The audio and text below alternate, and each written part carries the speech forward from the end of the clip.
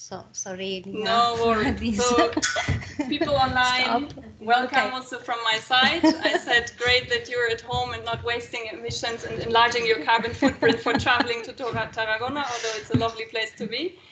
And then we just stopped actually at the description of this picture, which the audience correctly identified is a hydrocarbon molecule, actually more precisely methane molecule. Here I have it in the description. This is a picture which was taken in 2009. So when you enter by road, preferably in an electric car, of course, the city of Groningen, you will pass this on the highway. And this monument was established in 2009 in honor, or in, let's say, celebration of exploiting 50 years natural gas in the province of Groningen. Some of you might know that Groningen actually is a city. Groningen is also the province, often causes confusion. So the province of Groningen is the location of one of the largest onshore natural gas fields in the world. It has been discovered in the late 50s, and back then exploitation actually after its discovery started quite quickly, because back in that days, nuclear energy was the future. One thought, oh man, what do we do with this gas? It's not going, no one is going to ever use this. No one wants this, so let's sell it quickly. So exploitation started, production started. That this was finally not the case. Well, today it's even ever more clear that natural gas is actually of value. And in 2009, they erected this monument to this invisible gold, as it is also sometimes referred to actually in Dutch. Second monument, this one. Now, this does not require any kind of skills in chemistry background. This is maybe more, I don't know, you have to be a little bit more abstract in artistic ways. This piece of art is called Het Andere Monument, which is simply the other monument. And it was established 10 years after the first one in 2019, also in the province of Groningen. And it represents a brick with a massive fraction in it, because the exploitation of natural gas in the province of Groningen caused severe earthquakes starting in the 80s, damaging the houses of people, damaging the land, and also causing, well, a general value loss of the region. And of course, people living in their houses, they felt insecure. I didn't include now pictures of houses, but if you Google it, earthquakes Groningen, you will find plenty of pictures of houses, well, with these traditional bricks who are supported by wooden constructions. And well, so there have been earthquakes. I think I noted it down here, a bit of the timeline. In the first earthquakes were reported in 1986. They were relatively low in magnitude and frequency, but this increased in the years. And right now, I just checked the data in the past years. They count about 15 to 20 earthquakes per year. They're of course not all very severe, but the heaviest one, I think, just occurred in 2018. With about 3.6 on the scale of Richter.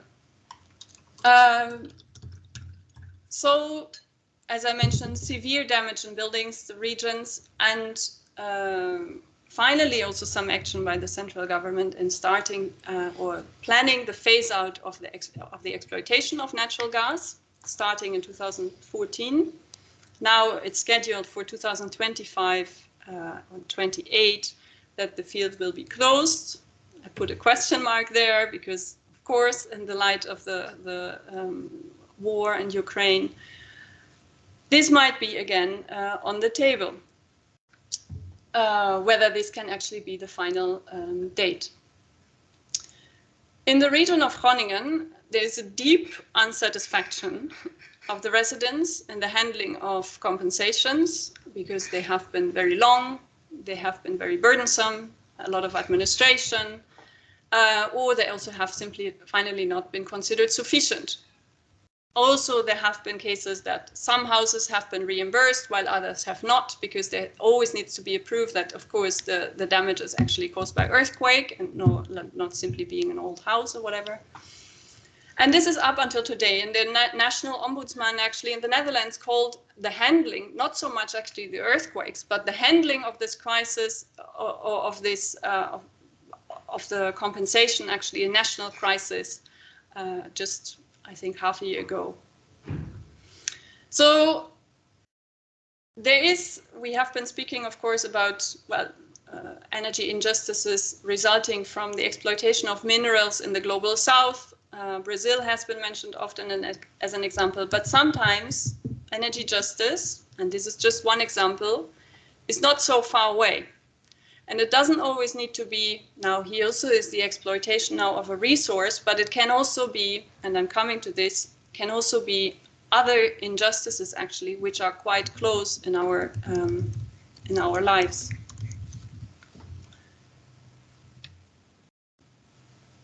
Now, we have to do something. Yes, we know this since decades already, that we need the shift indeed to renewable energy, or to at least reduce emissions of our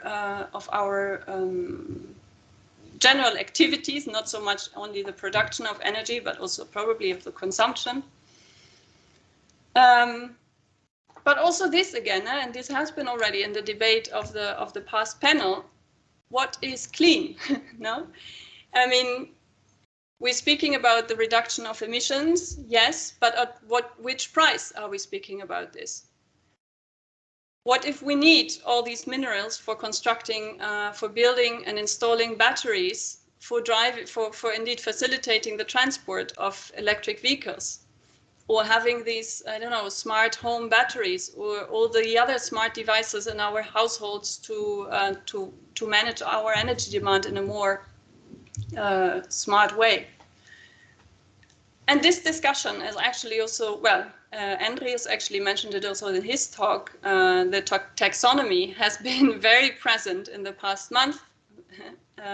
What do we actually consider as clean? And what do we want to be clean? Only the energy production process, also the exploration and exploitation processes, also the consumption processes.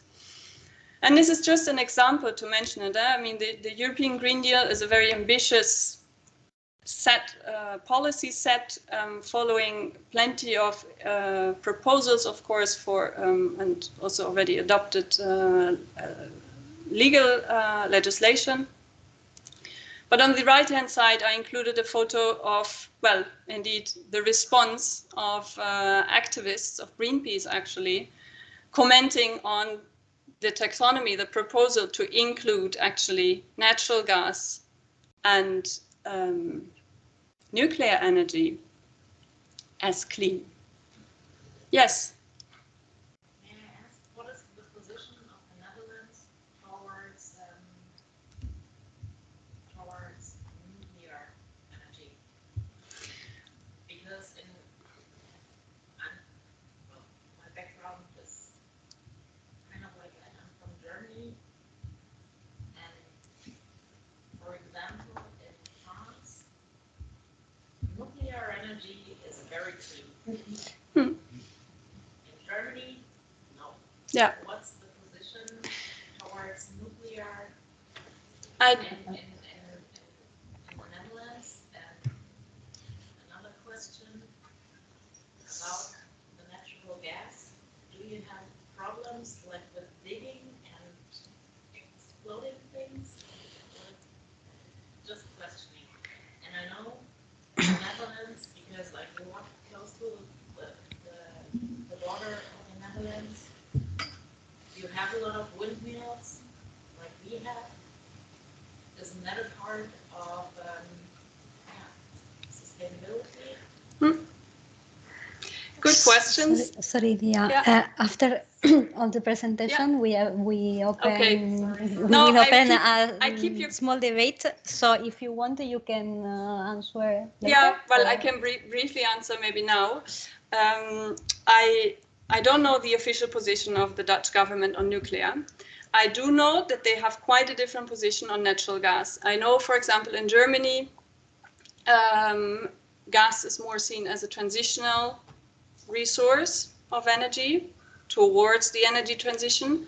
Now, the Netherlands sitting on top of this massive gas field, you would expect also them to have a rather favorable position towards gas, but this is not necessarily the case because they're really pushing for the phase out of natural gas. They're also pushing for a phase out now of coal energy, but this has another reason. I'm coming to this also in the end.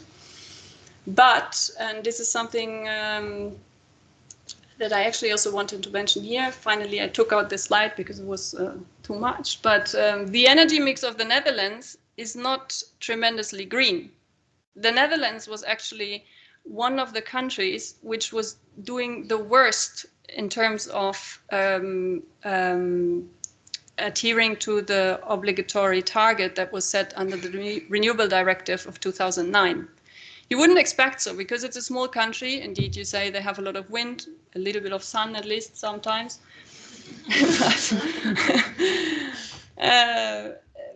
But I think the target was set for the Netherlands to be reached around 14% in 2020.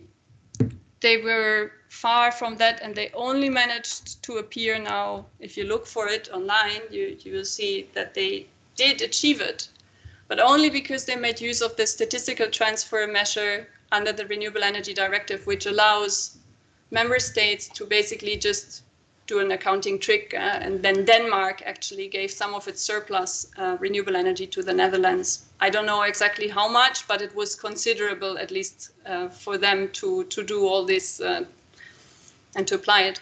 So maybe to put it in a positive way, there's potential. Yes, and yes, there are windmills, and currently also they are planning a lot of new offshore wind parks, connecting them. So this is one of the bigger sources that they are trying to exploit. Yeah, but can be better, much better. Yeah. But what I wanted to point out here with this slide is just actually what has been discussed before already, saying that it's not so simple saying clean, because we really need to define and understand what do we mean by clean, which activities do we actually include under clean, and then even more, what do we mean by clean? Do we mean by clean zero emissions, or do we mean by clean also not harming the environment? And which harm do we consider actually as collateral damage, to say it a little bit bluntly, in order to continue the path towards climate neutrality, because this is in the end what it is about. Similar question, because this is the topic also of this panel, clean and just energy transition. What do we understand as just?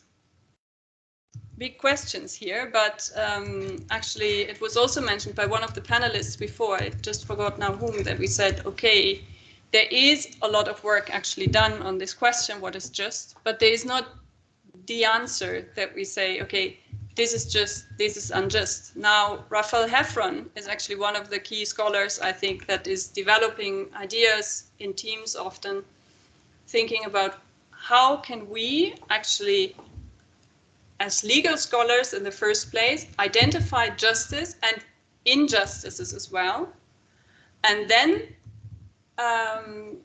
design and implement legislation tackling those injustices.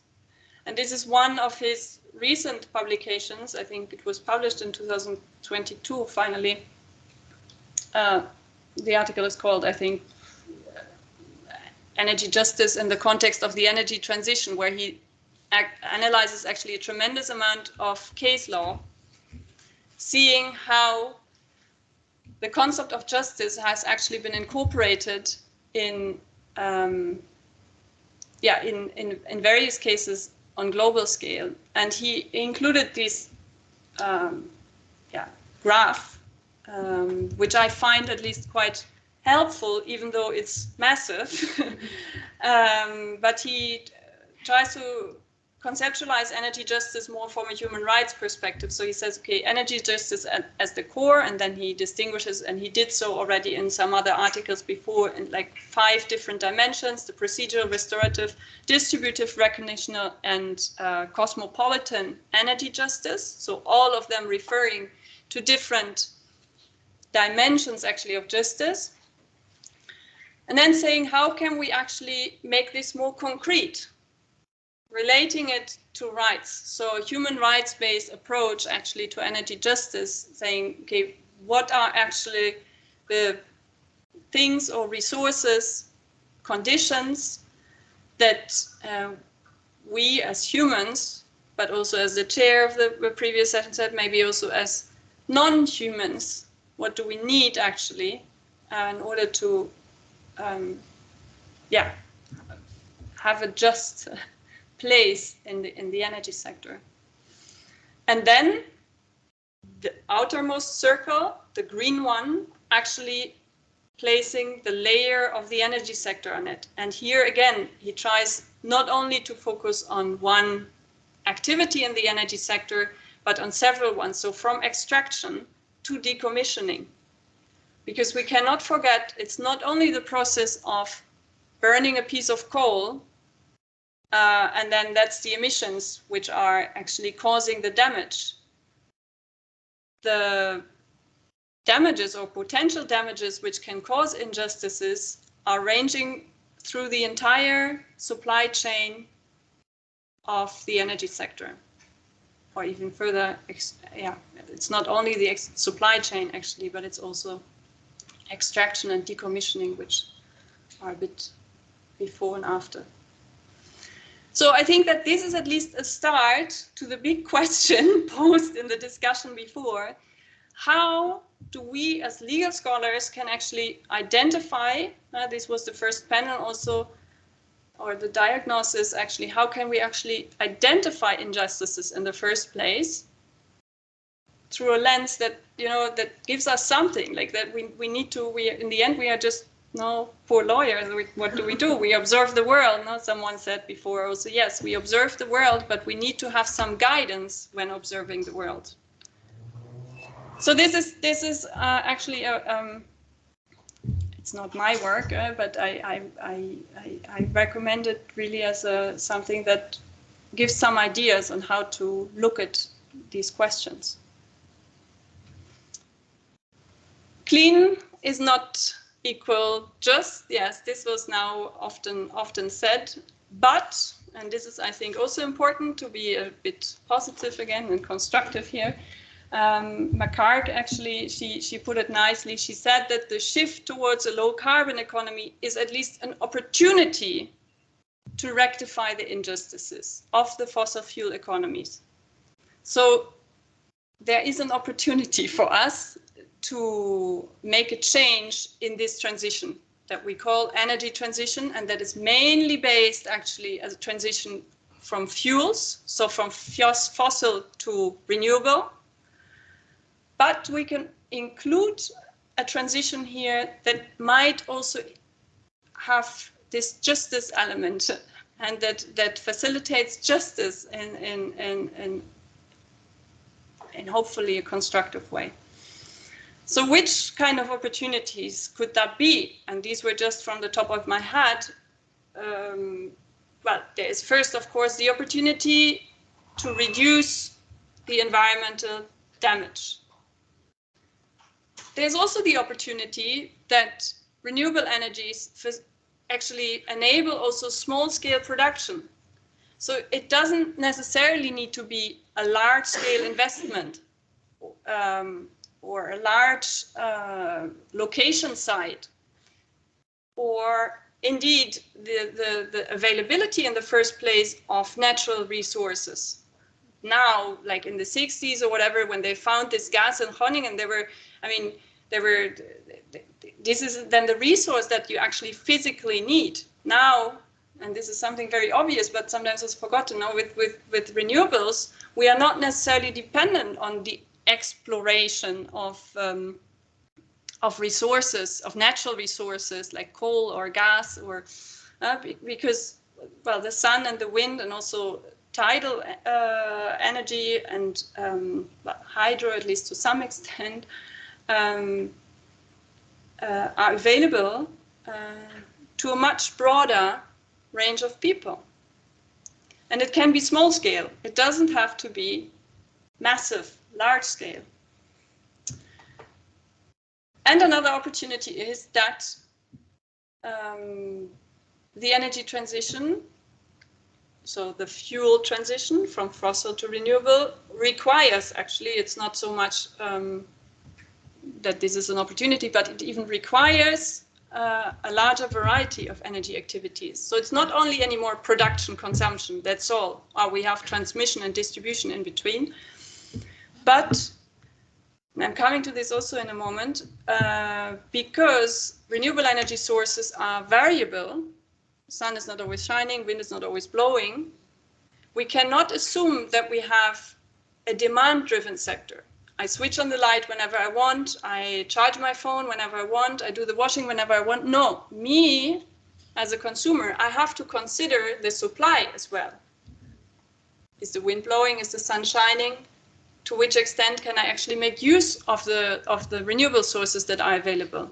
So for the moment, we are having an energy sector and also a mindset which we think energy is something that is always there, because it has always been there and it always serves us. And you know, it's very egoistic in the end, or very it puts the demand first. But, well, more variety and variable sources actually require demand response. So how can I respond with my demand to the availability? This again might also require storage. If you cannot shift your demand, can you maybe capture the sun or the wind or whatever for a later moment of time? Yeah, this relates again to the question, how do we store, which kind of, well, damages we might cause actually with producing batteries and so forth. Energy efficiency, this is also something, no? The best fuel is the one that is not used, or something like this is a saying, no? Like actually energy efficiency should come first. What can we do about reducing our consumption in the first place? Simple things. Actually, last year I live in one of those Dutch, typical Dutch old brick style houses, very tiny, with a door that is basically just a piece of wood, and that has a space to the wall like big like this. I can see through it even. And last year, October, I said, okay, enough. I'm going to place just one of these rubber things, no, in between, and it worked perfectly. I mean, like, of course, it didn't heat the house, but it did make a difference. So I think this is also something that. Well, at least in the past half year, because of these tremendous rise in prices and the supply prices, was something that was very much, I think, put in focus by the media. So what can you actually do in your own house, you know, to make sure that, you know, you're not heating for the birds? So I think there is still also a lot of potential left there. And aggregation, the last one. So, okay, what can we do if it's not only me deciding to do my washing maybe at a later point of time when the sun is shining, but maybe if I do this together with my friends or with my street or with my neighborhood, can I then have an impact, you know? Is this making a change? Because of course you as yourself always say, oh, well, it's only me, yeah, okay, you know? So these are, I think, this is non-exhaustive, there are probably plenty of more opportunities that actually come with this energy transition, and these opportunities, I think, have the potential for a more just transition as well. So, but these opportunities first have to be identified and then also need to be facilitated by a legal framework. And this is then our task. And there is, lots of work to do. Good news. For this presentation, now identified 3 main legal challenges, I would say, to facilitate this clean and just energy transition, or 3 dimensions, based maybe on a very, still also quite traditional view on what is actually regulated in the energy sector. So we have markets that are usually about wholesale, retail markets and energy, now in the European context, speaking in a liberalized market setting. But this is what I mentioned before, maybe if we integrate, or if we have to integrate more flexibility and decentralization, this could be a way to organize this transition in a more just way. Number 2 is new ownership constructions are possible because of these small scale production facilities, or also a greater variety also of energy activities actually. For example, energy communities. This is now one of the main focuses actually of my research in the past years, and I really see a lot of things are happening, and I really believe also if legal scholarship can have something, the normative objective, then I really believe that energy communities can be a difference and can make a change as well. And finally also, and this is something that I'm not so much actually on the top of things, but the division of competences, for example, between courts, the public and the private sector. I'm going to explain all 3 a bit more detail. What's the role of courts actually in climate litigation? This is basically what's behind it. So who's held responsible for if things are going wrong, and things are going wrong. So the first one, the market dimension.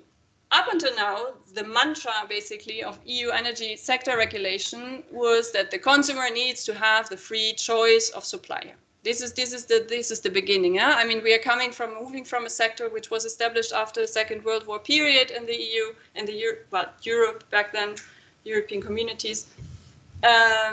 We want to introduce a market because markets are good in the end for reducing prices, for increasing efficiency, for making things more smoothly, and so forth. So the consumer needs to have a free choice.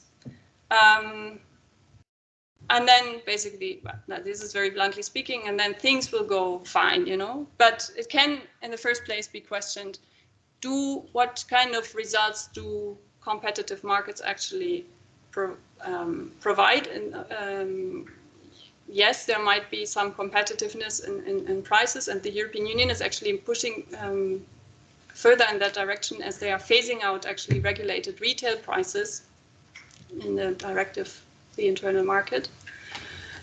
But here's a real mindset behind this. This is just as a picture, I just decided to, this is just an overview of the supply companies in the Netherlands. We assume actually that energy is a commodity, that energy is a good that can be traded. We don't see energy as something that is maybe a resource that is necessary, like something that we need in order to do things. No one wants to have energy. Like, I want to do my washing and I want to do, I don't want to sit in the cold, and these are the things that I want to do. So energy is, it's just a facilitator for doing things, actually for participating in society. So this is very fundamental, saying, okay, can we maybe see energy as something else than as a commodity? But just to mention, okay, this is not something natural to the resource. It's just something that we came up with as a system in order to organize a resource, basically.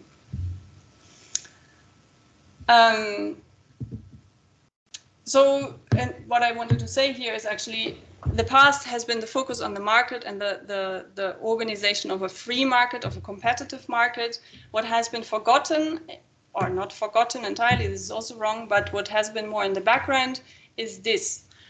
It has always been assumed that the network component, actually now speaking for electricity, so the cables that actually transmit and distribute the electricity is a copper plate. We didn't consider so much that there are constraints in that network, that there are limitations in the transportation capacity.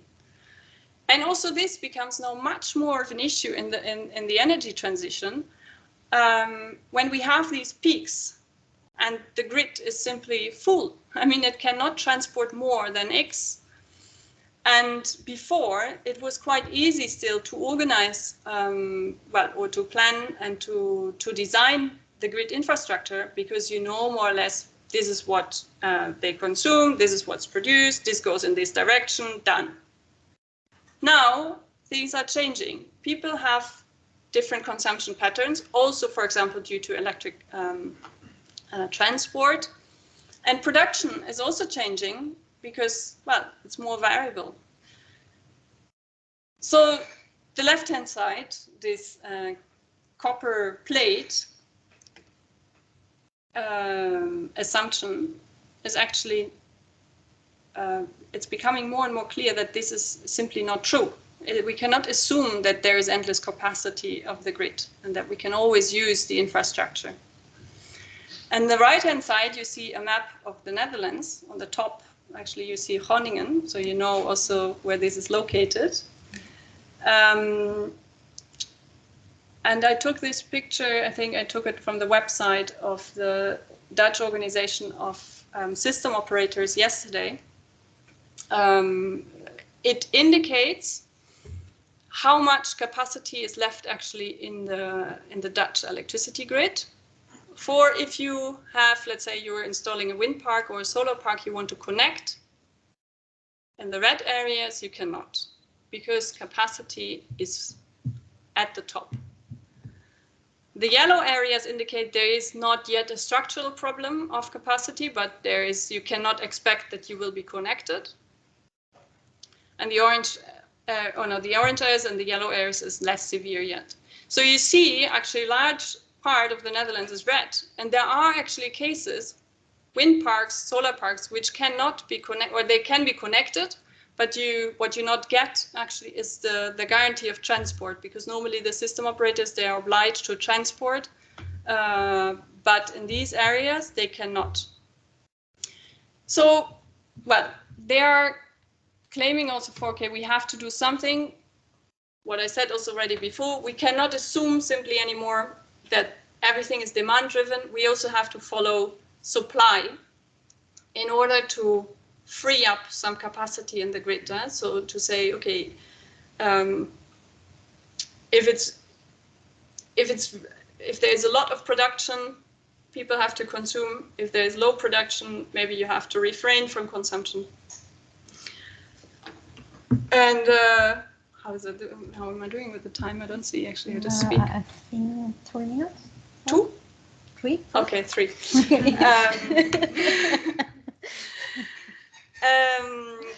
And this is actually happening in the directive on the rules for the internal market of electricity. Actually, distribution system operators, so this is something positive, distribution system operators are obliged actually to use more actively flexibility of system users. So they have to draw up plans for their network operation and their network planning actually. And finally, they have to also consider flexibility, because at the moment, this is mainly located at the high voltage transmission lines. So only for bigger industries who can actually provide flexibility. Not so much for the smaller ones. Second point that I mentioned, new ownership constructions, the example of energy communities. This is just one example. This is one picture of an energy community, which is actually quite progressive. It's located in Amsterdam, and it's floating houses, as you can see. And this has been initialized by people who just wanted to do this by themselves. They just said, okay, years ago. They said, well, let's organize something together and maybe we can disconnect even from the main grid infrastructure. We can provide our own energy. Of course, this is now a long story, very short, but finally they managed under a specific decree in the Netherlands, which allowed for experimental regulation. So they were an exemptional experimental project, but now they are established, up and running. And so this, what I mentioned before, one of the opportunities of small scale can actually be an opportunity for people to organize themselves and become, at least to some degree, self-sufficient. Questions related to this? Now I'm going a little bit faster, but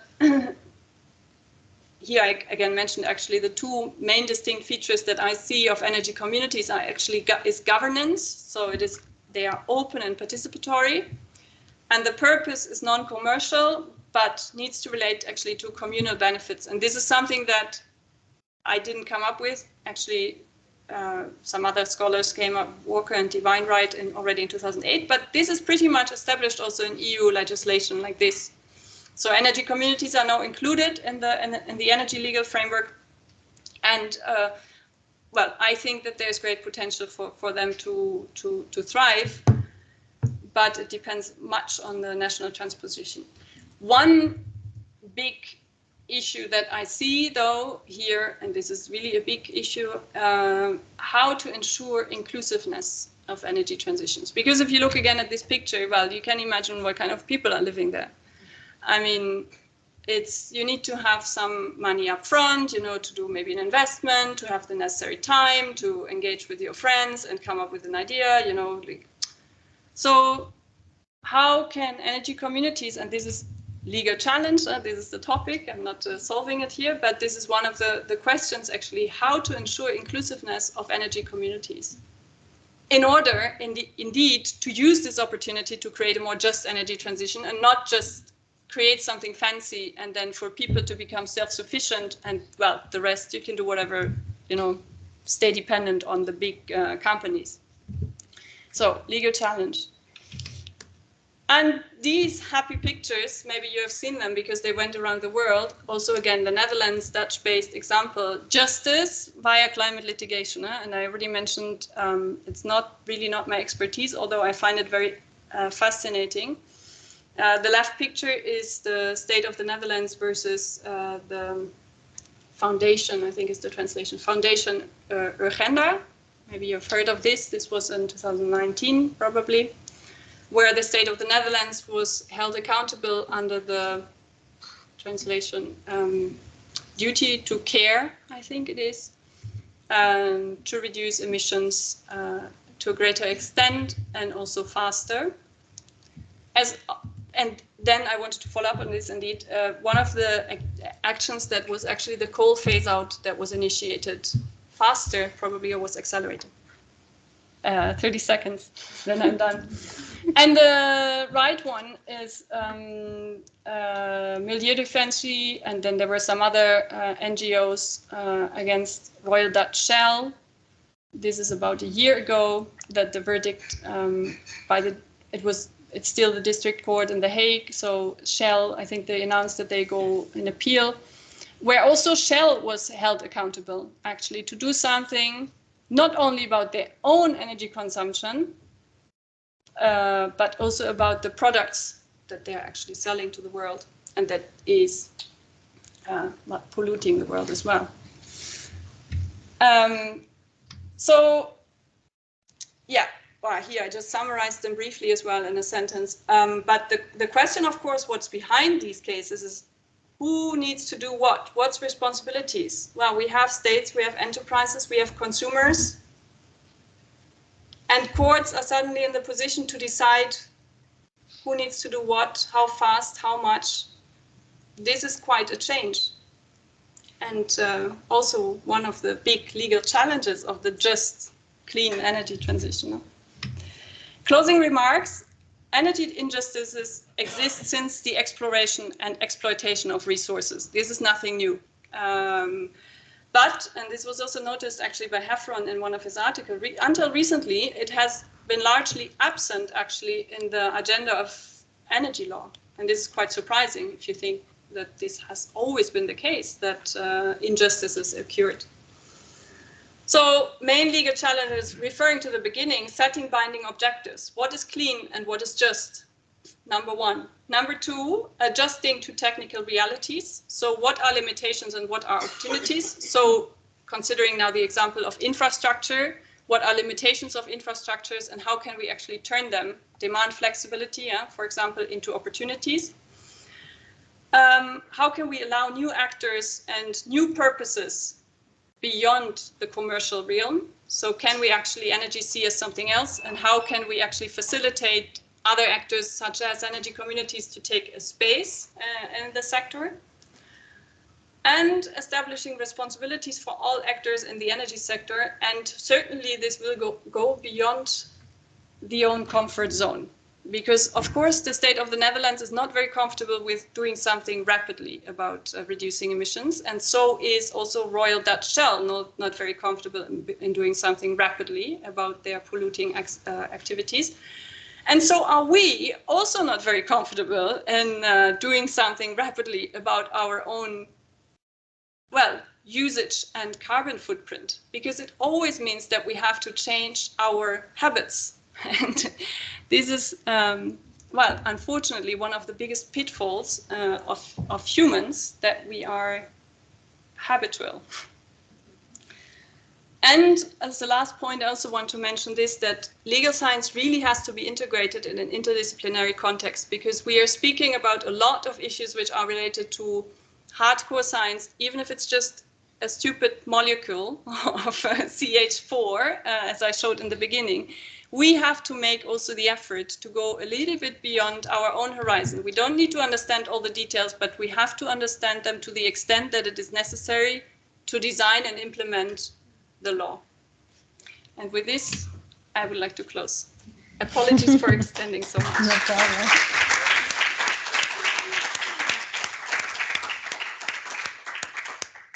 Thank you very much, Leah, for your presentation. It was very engaging.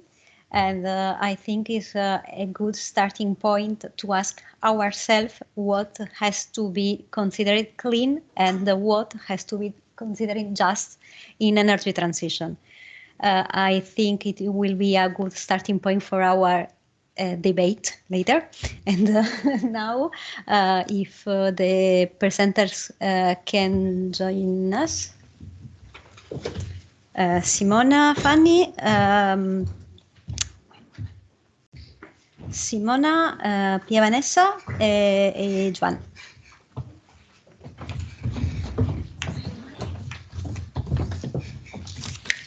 And Matteo is in, okay. Hi, Matteo. Buenas tardes. Hello.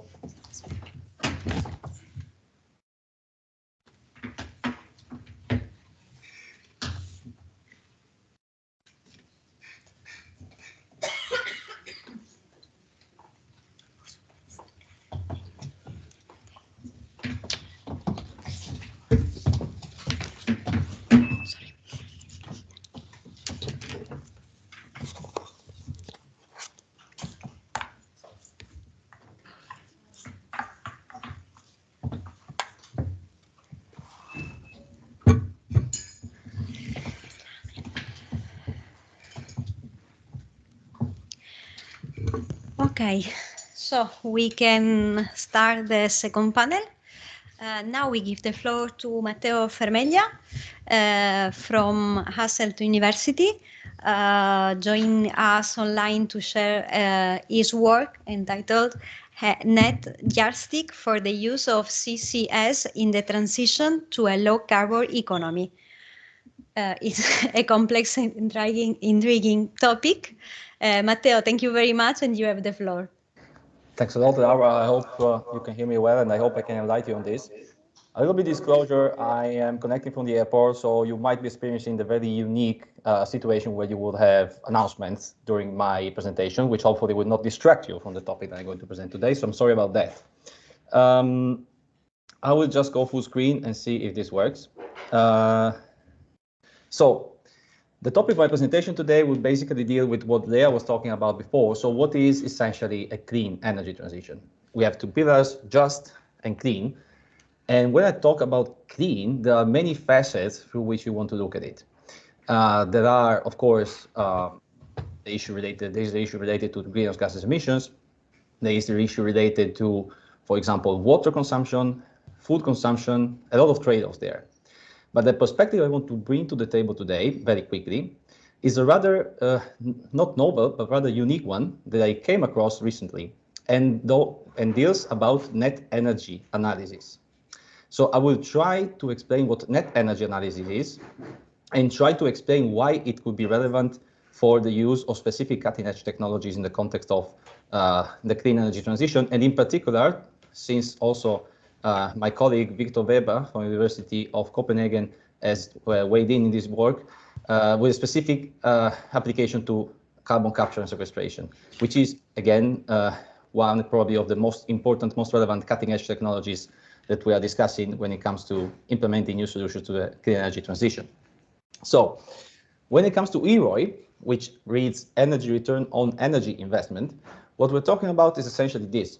So we're talking about the energy flow that goes from upstream to downstream. This is a snapshot of how our energy is used or misused or dispersed, here comes the announcement, throughout the EU. So essentially, as you will see on the left-hand side, you will see that we have a lot of inputs of energy that actually will flow throughout our society and our activities, all the way down to the different economic sectors, all the way down to consumption.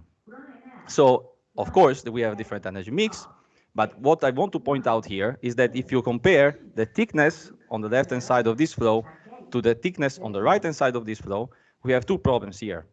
Of course, we have to save energy, and at the same time, we have, of course, to reduce our consumption patterns. But what I want to point out here is that the balance between input and output of energy for the purposes of producing energy for our society is simply not even. And this is what is actually explained by EROI. EROI essentially tells you how much materials you have to extract, how much stuff you have to extract in order to how much energy you need to employ to produce the same amount of energy to society. So essentially, this is a metric to analyze the net energy flow throughout the production of certain energy output, starting from a certain energy input, assuming that, of course, this energy input is, to some extent, energy intensive. So these are different ways of conceptualizing EROI. The basic one, I will stick with that, is, again, about how much energy you put into a process at the very output as compared to how much energy you need to produce that output. And again, then this concept can be stretched out quite extensively, even down the whole chain of getting, delivering, and using energy. So it is a rather flexible concept in this respect, which has to do essentially with the life cycle thinking related to how we produce our energy. Again, this is different from energy savings, in as much as this concept very much relates to the actual amount of, again, energy that you put to produce a certain output. So here is an example of how an EROI analysis will work out in a very extended version. So essentially going from the well to the pump. So you see that it can be rather extensive in scope. And this, of course, depends on the limitation of the assumption that you make when you do an EROI analysis.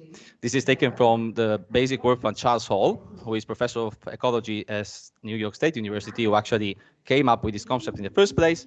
But so essentially, you will see that this works out in terms of a net ratio between joules that you use to put energy in and joules that you use to put energy out. Why is this important? It is important in several respects, I believe. First, it's important from a societal perspective. You will see that EROI tells you exactly how much energy intensive we are.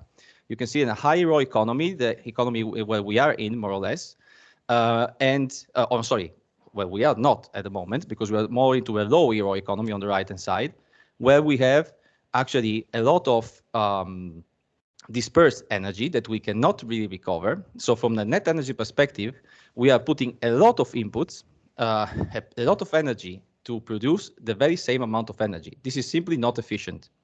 And why is this relevant from a legal and policy perspective here? It is relevant because actually it tells you as a driver where the future of energy generation lies.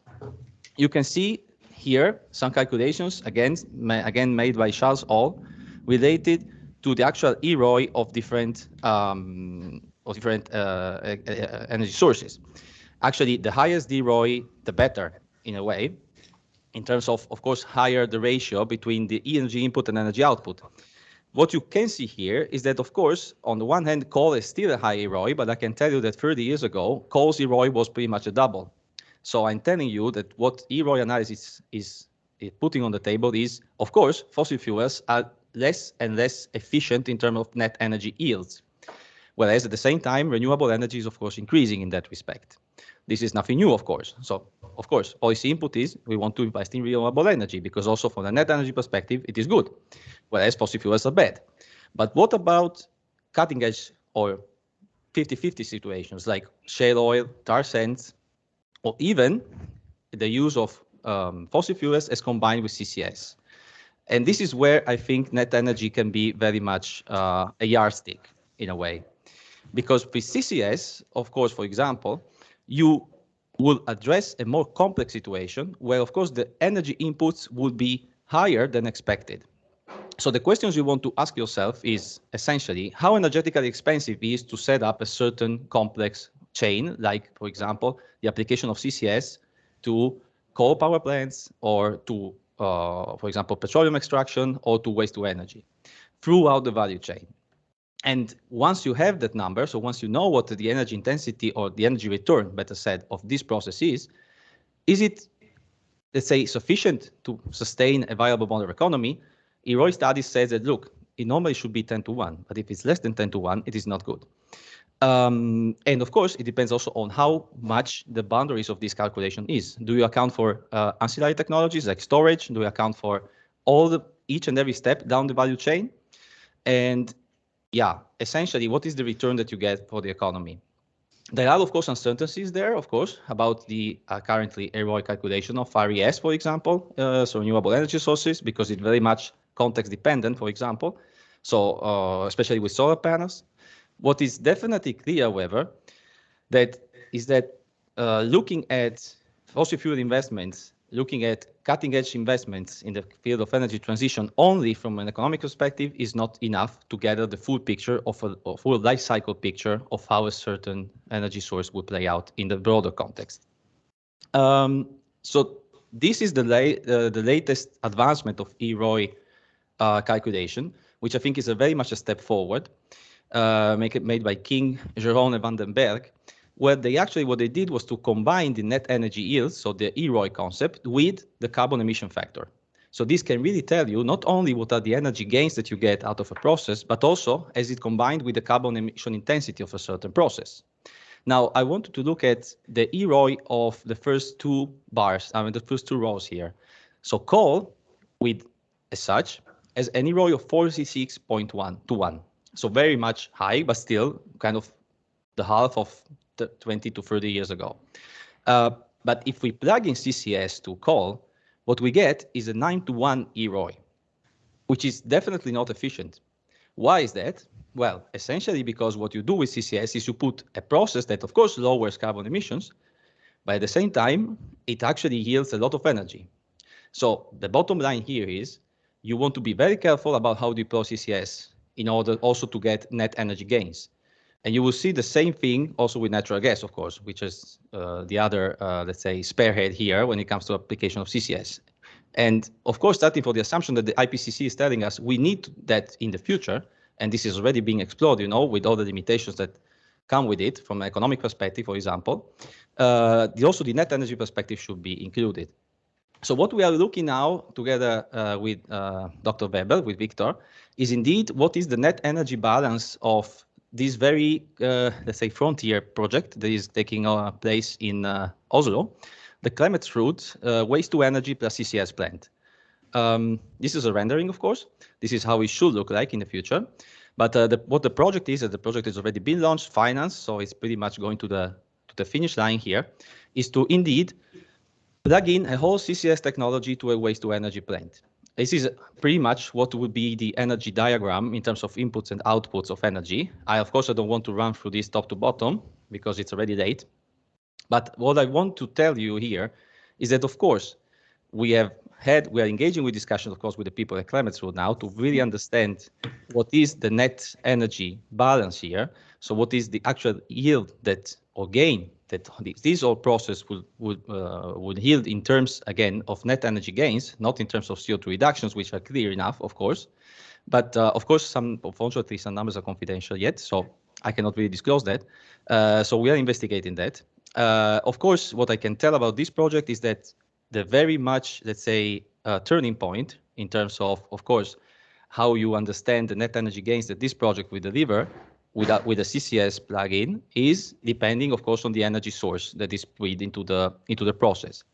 And in this case, it is likely that the EROI ratio will be rather low, of course, because most of the energy will come from hydropower generation, which, as I shown before, has a very high EROI, and of course, a very low CO2 emission impact.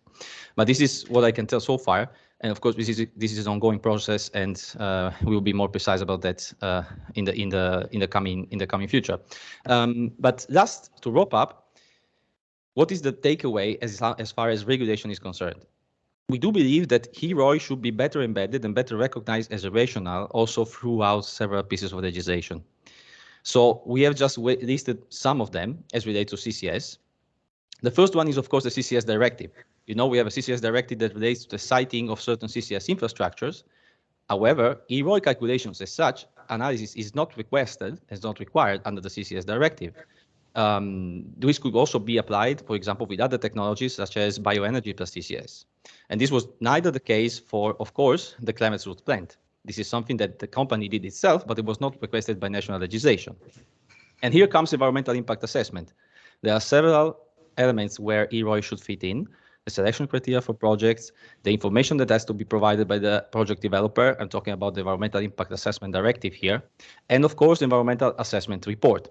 So in all these, let's say, requirements that EU legislation actually provides, there is room for inclusion of a requirement to conduct a net energy analysis. Of course, on top of all the other analyses related, for example, to energy efficiency and more broadly to the carbon emission intensity of a certain project. And then lastly comes the ETS directive. Why the ETS directive?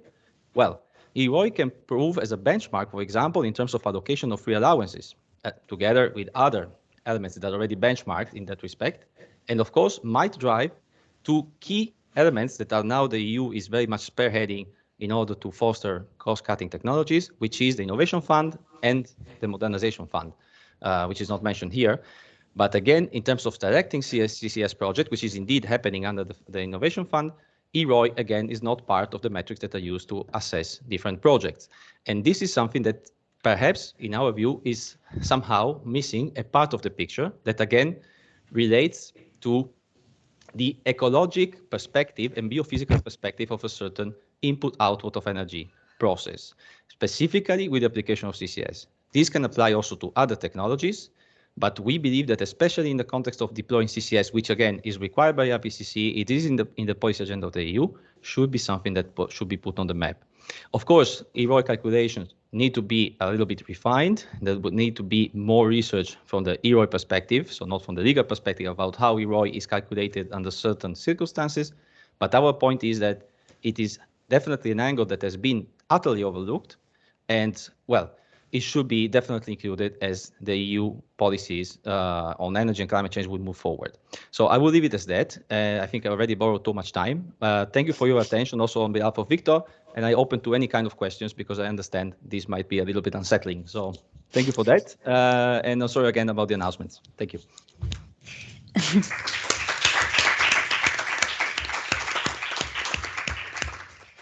Thank you, Matteo, for your brilliant presentation.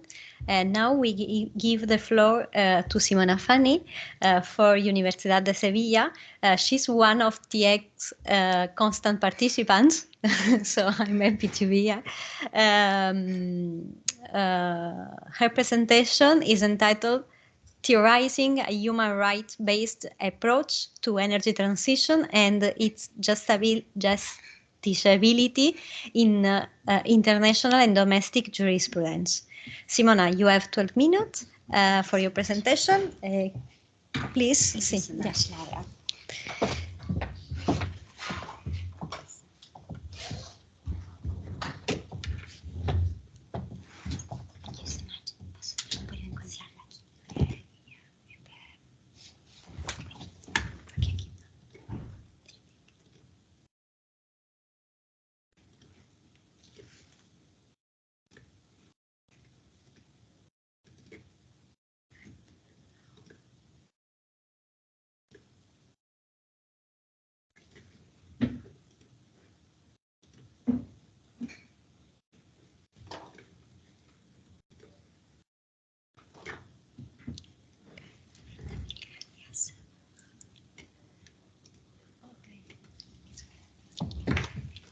Simona, the floor is yours.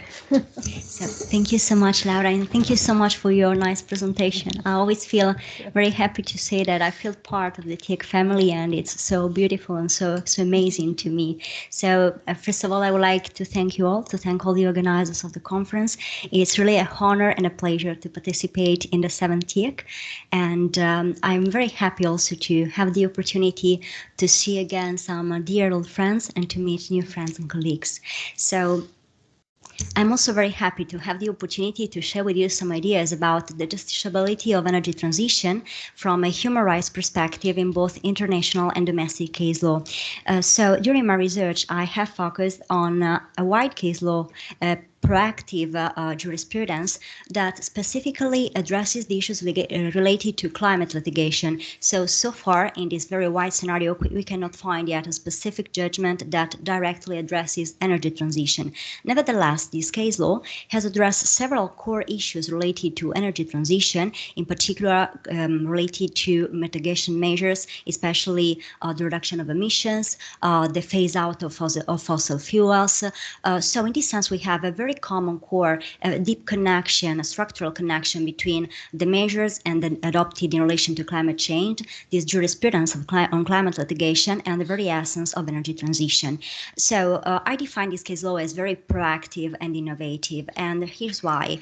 First of all, for contextualizing the framework, the protagonists of this jurisprudence are both international human rights bodies, both judicial and quasi-judicial human rights bodies, and domestic courts, importantly from all over the world. So it is not just a regionally confined approach. So we can find courts in Europe, in the Americas, in Asia, that are undertaking this very interesting perspective. The main features of this jurisprudence that make it so proactive and so innovative can be related especially to its capacity to capture the intertemporal and the extraterritorial dimension of obligations related to mitigation in general, and more specifically to the reduction of emissions and to the phase out of fossil fuels. So in this regard, with respect with its intertemporal scope, this jurisprudence has been capable of incorporating such issues as intergenerational equity and justice, sustainable development into specific human rights framework. And in this respect, this case law addresses usually such entitlements as the right to life, the right to a clean and healthy environment, the right to private life, and in some cases also such entitlements as access to healthcare and the right to food. Again, this case law is characterized by the fact that human rights are used as a specific standard for assessing the adequacy of the measures that states are adopting in order to tackle climate change, and specifically mitigation measures related to emissions reduction and the phase out of fossil fuels. The approach is very proactive also in the sense the technique, the hermeneutic technique that is adopted is a result of a combination of international human rights law and international environmental law, especially focusing and emphasizing the relevance of the Paris Agreement and the United Nations Framework Convention on Climate Change.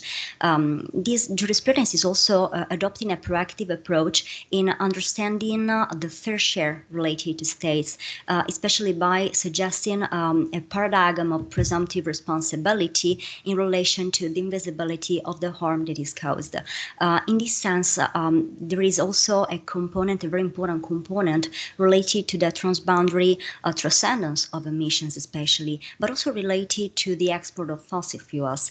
In this sense, an innovative idea of the extraterritorial scope of human rights obligations, positive obligations, for example, due diligence obligations, is being progressively forged. And in this sense, it is interesting to observe that this case law somehow incorporates an idea of extraterritoriality that is related to effective control as theorized by the Inter-American Court of Human Rights. So this idea of extraterritoriality is not completely new to international human rights law, but it's somehow spreading to international jurisprudence, domestic case law, and it's a very interesting idea because it goes beyond the traditional scope of extraterritoriality and effective control that is basically traditionally related to states' control over a given extraterritorial dimension, so a territory that is set outside states' territory, and again, effective control over the victims of the violations that are committed abroad, for example, by state agents. So this conception of effective control refers to specific activities that states carry out. So these are activities that are carried out domestically, but they have an extraterritorial effect. And their harmful effects also get to affect other countries and people in other countries. A very interesting idea of extraterritoriality has been also related to the so-called export emissions. And in this sense, I'm making reference, to those emissions that are generated in a given country, but they are the result of the combustion of fossil fuels that are imported from another country. And we can see this paradigm in several interesting decisions. And now I would like to focus in particular to several cases that allow me to provide some examples of this technique. Of course, it is important to keep in mind that all these features, yes, they are cut-crossing in the sense we can find them usually in both international and domestic case law in a consistent way, but of course we have a sort of graduality in their application, in their use, so they can be found with a different intensity. Sometimes they are more explicit, sometimes instead they are more we can say opaque. So in this regard, I would like to start specifically from the international landscape. And I would like to mention, to focus on the Inter-American Court of Human Rights, and specifically to its advisory opinion number 23, which focuses on the environment and human rights. And this is specifically the advisory opinion that has theorized this advanced, and we can even say a very, very proactive conception of effective control. This advisory opinion is also very interesting because it recognizes the ontological independence of the right to a healthy and clean environment. The Inter-American Court of Human Rights is not the only international human rights body that has embraced this conception of effective control. Indeed, interestingly enough, we can see that also the Committee on the Rights of the Child has embraced this idea of extraterritoriality more recently in the renowned Sacchi and others versus Argentina and others case. And it is very interesting to observe that this trend is somehow spreading at the international level.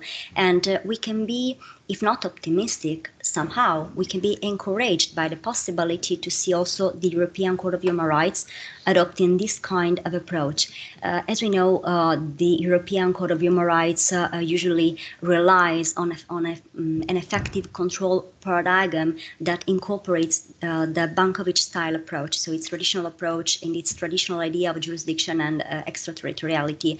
But we can see that in the current landscape of the Strasbourg Court, we can observe several indicators related to the potential that the current applications that the Strasbourg Court has been lodged with in the field of climate change.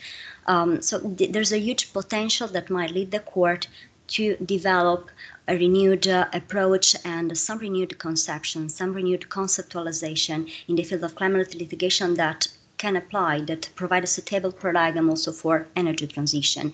And in this sense, we don't have a specific judgment before the Strasbourg court yet, but we have 4 applications, 4 climate applications, and in this regard it is eloquent that the Strasbourg court is basically dealing with them as high-profile cases. It has fast-tracked them, and another important indicator of the court's possible availability, possible will to provide a more advanced approach can also be found in the fact that in the Duarte Agostinho case, or the Portuguese use case, that is a diagonal application, which means that it implies issues of extraterritoriality.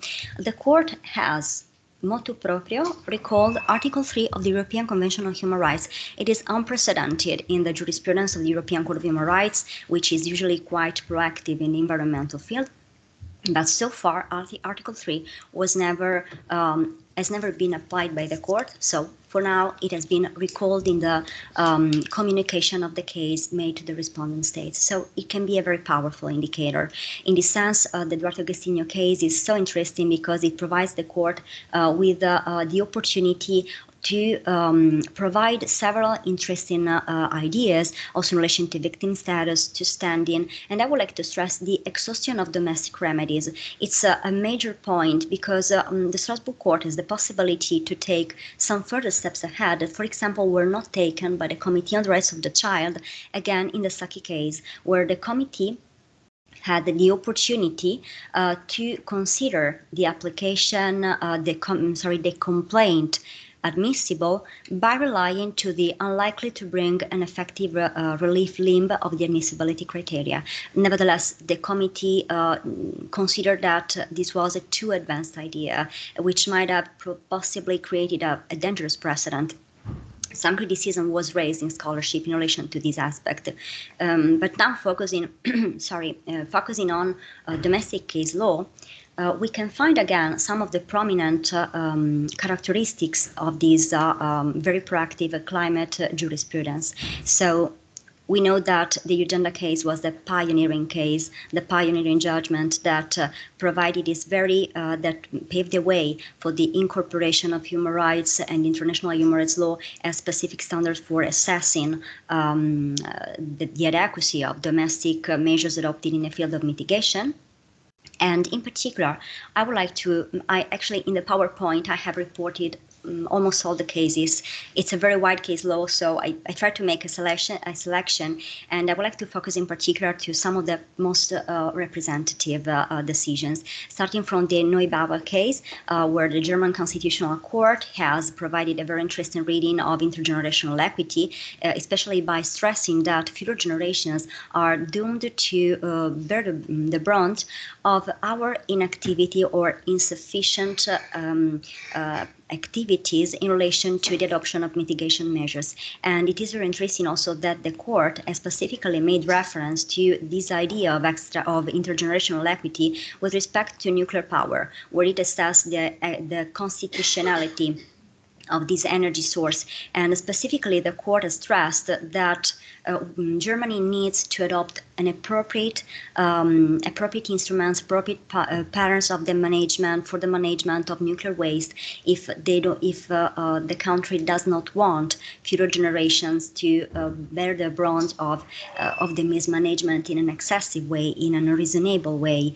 Again, I would like to recall another very interesting domestic case that usually, well, not usually, to some extent, it was a bit disappointing because the application was not successful. And I'm referring in particular to the People versus Article L case. The Norwegian Supreme Court has dismissed the application, but at the same time, it has suggested an interesting idea of extraterritoriality. So the conceptualization is a bit opaque in the ruling, but the court has suggested the possibility that if emissions are generated abroad, but from the combustion of fossil fuels that are imported from Norway, these emissions can be somehow justiciable before Norwegian courts for a sort of return of emissions due to the harmful effect that those emissions can indirectly contribute to create with respect to the Norwegian context.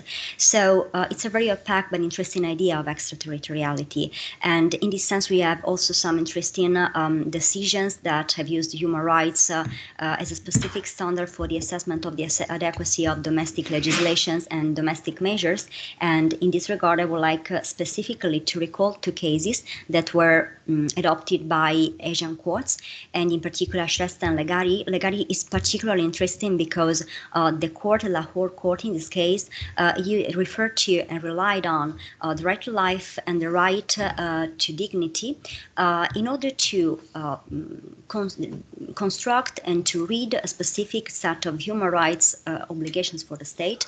It has inferred the existence, indirectly of course, of a constitutional right to a clean environment, and it has especially defined a mechanism for the implementation of this human rights framework for addressing the government's inaction with regard to the implementation of several measures of a climate legislation that had been endorsed, that was adopted, but at the same time it had not been practically implemented. And a commission was established for this purpose, and it is a very significant because it demonstrates how the lower court has really understood mitigation, the dimension of mitigation, as a human rights question. And finally, I would just like to mention L'Affaire du siècle, which is a French case. It is interesting, not just because somehow it reproduces in France the Eugenda-style idea of mitigation, but at the same end of climate change and of a paradigm for tackling climate change and emissions, but also because the court has found France responsible for the violation of its obligations related to energy efficiency, and also for the insufficient reliance on renewable energy sources. So the share of energy that comes from renewable sources is still too low in France. No conviction followed because the discrepancy between the goals provided and the goals achieved was too slight. But however, it is a very interesting perspective. So in this regard, it is also interesting to just to mention that in the Sharma case in Australia has addressed the issues related to mining, exploit to mining, so coal exploitation, that as we know is a pivotal issue in relation to the Australian approach. And the application was successful before the federal court. It became unsuccessful before the full federal court that has overturned the federal court's decision. But however, it has stated an important point, saying that for the future, maybe a duty of care of the Ministry of the Environment, the Australian Minister of the Environment, can be found in case in relation to the adverse effects related to these activities that were basically authorized by the Australian government. It was the enlargement of a mine. So finally, I would like to make to suggest a few conclusions. So this jurisprudence, I've defined this jurisprudence as proactive and innovative, and in fact, it provides a paradigm for the justiciability of energy transition. Of course, we still have a long way to go, and some inspiration for improving this and enhancing this approach can be found in international law, also in relation to the resolution of the Human Rights Council on the recognition of the right to a clean environment. It can help, for example, domestic courts, including constitutional court, to improve their domestic frameworks, especially in case constitutions do not explicitly protect the right to a healthy environment. Again, an outstanding tool, it is soft law, but it is very innovative for its content, is the resolution number 3, which was adopted last December by the Inter-American Court of Human Rights, and it is significant because it addresses the human rights dimension of energy transition. And in particular, it recognizes that for the development of infrastructure in general, for the development of renewable energies, we need to stick with human rights. Because as we know, many commercial activities, industrial activities, as the exploitation, for example, of cobalt, of manganese mining, will be on the forefront. So we need to make sure that legislation exploitation of resources in the field of renewable energies, also in a perspective of cooperation, of international cooperation, are inspired and consistent with human rights. So the future, what could the future hold? In this regard, I would like to conclude my presentation saying that we can be, in this sense, we observe an encouraging landscape, and this very proactive approach is going to be developed further by courts. We have a significant example that specifically addresses, in this case, actually it does, energy transition, because it is not over for the guys at Shell, because Client Heart has sued the board of directors of Shell before a British court in relation to its failure to prepare for energy transition. So possibly we might expect a case, a judgment that echoes the decision adopted recently in The Hague. So thank you so much for your kind attention.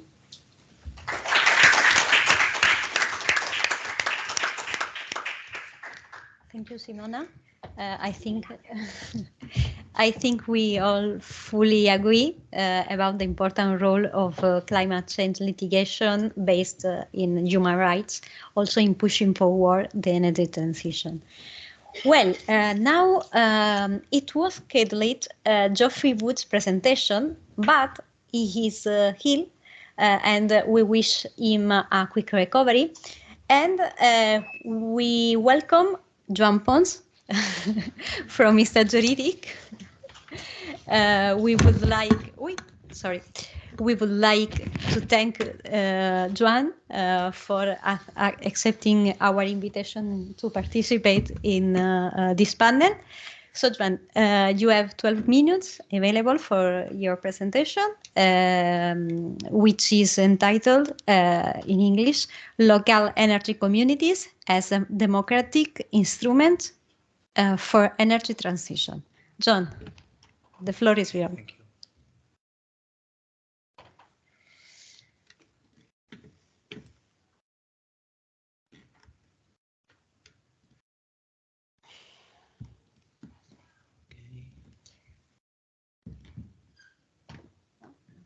It's okay, no? Okay, thank you. First of all, as you can understand, I only had 24 hours to prepare my presentation. So apologize for these possible mistakes in the presentation. I apologize for my improvised presentation and my improvised English. So let's go on. I am Joan. I am from Insta. We are an environmental law consultancy. We are located here in Tarragona. And the last 2 years, we are facilitating some energy communities projects, most of all in here in Catalonia, in Tarragona, Barcelona, Girona, and Lleida. So I will try to talk about these communities, the renewable energy communities, as an instrument for democratic and just and fair energy transition.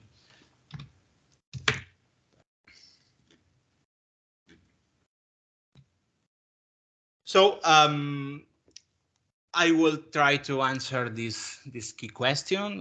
What is a renewable energy community? Leah talks about this kind of projects.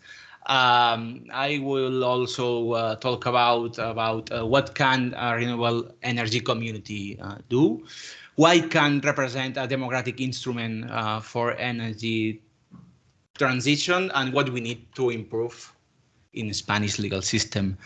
I will not describe the difference between different kind of energy communities, because this is not the objective of my presentation. I will talk about the role of these communities in the energy transition. So the actual situation is this, with the climate emergency, a global need for energy transitions, the increase of energy price, the dependence of fossil fuel, the lack of materials, of course, and the concentration of power and non-democratic energy transition. So we are in front of a repetition of the fossil fuel energy system, but with renewables. In this framework is where we are trying to insert these energy communities. But what is renewable energy communities? It can be an association, it can be a cooperative, or any other legal entity that is controlled by local members, citizen companies, local public administration, for profit, and dedicated to activities in the energy sector, like production, distribution, aggregation. And the main objective is always the local benefit. It is about an organizational mechanism that allows different local actors to participate actively and jointly in the energy transition. And probably this actively and jointly participation, it is the key element for the energy communities. Some advantages for this kind of communities. There are a high potential for the energy transition. It could be with a model, with a public, cooperative, and community model. Reduce the investment cost for self-construction, for example, for photovoltaic installations. Democratize the use of the energy resources with a decision-making capacity for the community, and the ability to provide services to gain energy sovereignty, like energy saving, mobility, energy poverty reduction. But what can renewable energy community do? The main objective, of course, is the production and generation of energy with all kinds of renewable sources, but also the promotion, design, installation, and management of all types of projects for the generation of energy from renewable sources, energy saving, and efficiency. For me, the key aspects for this kind of community, it's a good project definition, because you have to think that these communities will be an economical activity that will offer goods and services. So we will have to manage invoicing, collections, payment with the cooperative model. So it's one of the key aspects is the good project definition, a good economic and financial planning, of course, and a good governance model. And why can represent a democratic instrument for energy transition? In our consultancy, we think that cooperative, for example, it's one of the best models, because it's a democratic instrument. People can participate.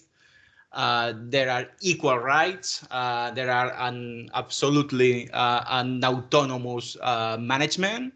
The cooperative can offer training. There are intercooperation between different projects, between different cooperatives. And it is a kind of a society linked to the population, linked to the municipalities. So we think that cooperative is the best model for these communities.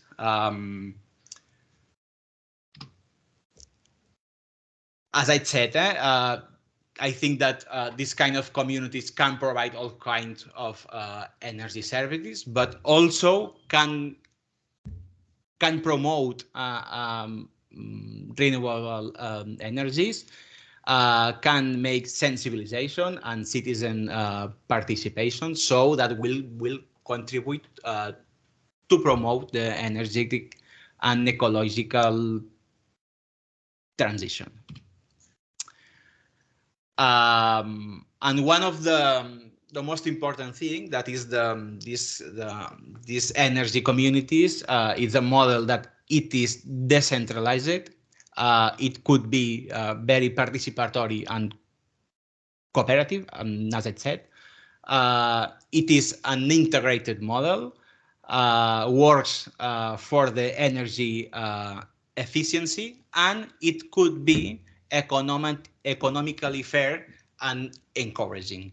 But only with the condition if the governments facilitates this model. No?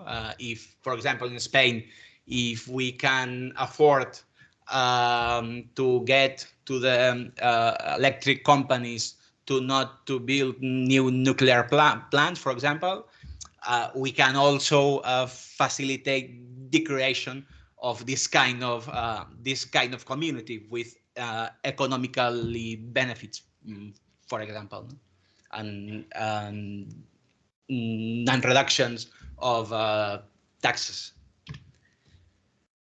So what do we need to improve in our legal system? Well, a lot of things, but there are two directives that talks about this kind of energy communities.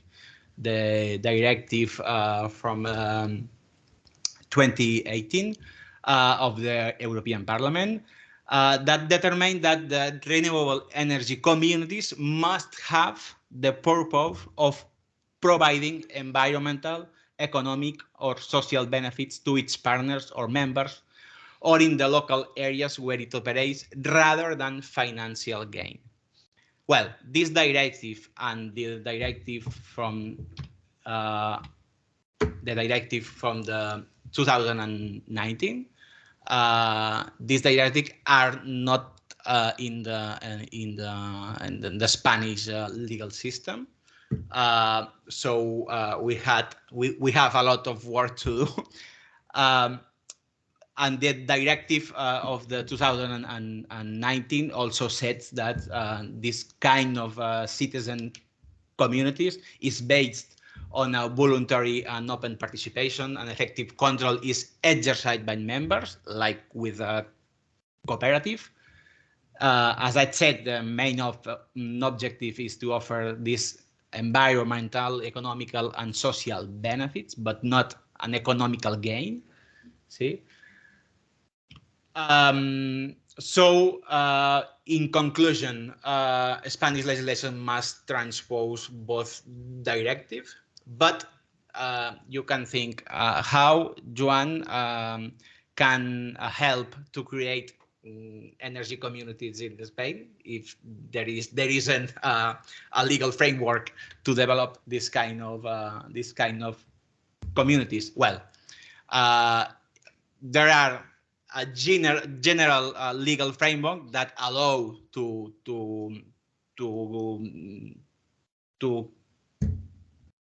create this kind of communities, but it is also true that there are a high level of incertidumbre, uncertainty. This, thank you. So this, as you can imagine, people that are trying to build this kind of project are in this the strange situation. So we strongly think that with this model we can break these monopolies or these oligopolies that there are in the Spanish energy system.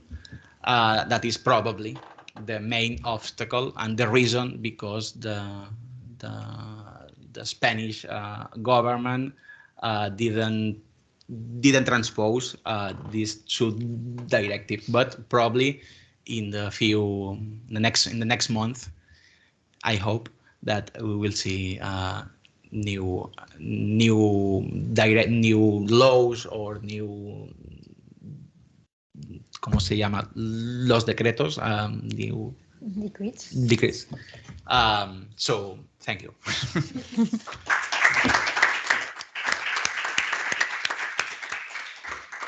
Thank you, John, for your great presentation. Energy communities are clearly an essential instrument for the democratization of energy.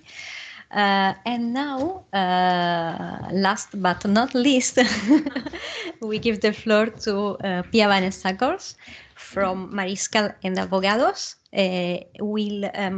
Pia Vanessa will share with us her reflection on green hydrogen economy. Her presentation is entitled Green Hydrogen Economy, a legal take-on to feasibility of project development under the current regulatory framework. Pia Vanessa, thank you, and you have the floor.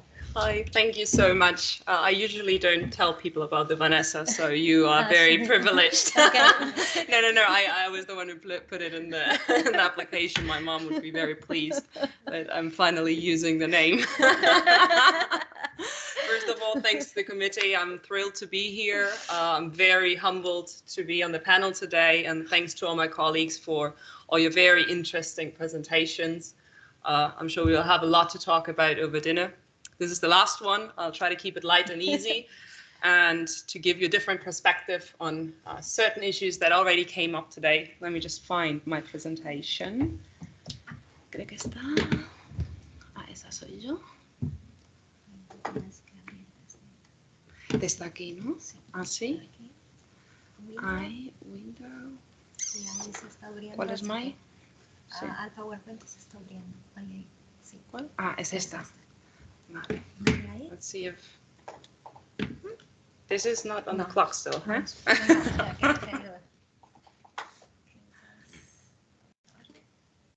There it is. Great. So you see, I even painted for you just to keep this a little. Okay, so I'm talking today about green hydrogen. This is a topic that already came up today. This is a topic that these days seems to be everyone's favorite one. When you go to certain kind of conferences, you cannot avoid it anymore. A couple of weeks ago at Intersolar, I don't know if that's a reference for you guys, but it was the elephant in the room on every single panel. So I'm going to try to give you today a practical approach to this based on my own experience as a lawyer and also based on a research that I'm doing as a PhD student. So first of all, I'm going to give you a little bit of more background. I know we've covered the ground on hydrogen. So what is green hydrogen? We've spoken about all the colors of the rainbow. We've spoken about the gray and the blue. If you're into linguistics, there's actually people in certain areas talking about even more colors. I'm only going to be talking about green today. What does that mean? I painted it for you on the screen, but let's also get back into chemistry class another time. So hydrogen, when it's green, it's supposed to be hydrogen molecules that are produced by separating water into hydrogen and oxygen via electrolysis. Electrolysis means, well, it's complicated. But basically you put a couple of electrodes into water separated by a membrane, and then the hydrogen will migrate to one part. And you can, it's quite an easy reaction. I was told that you learn this in the beginning of chemistry class, which I was not very attentive at back then, but apparently it's a nice little experiment that you can do.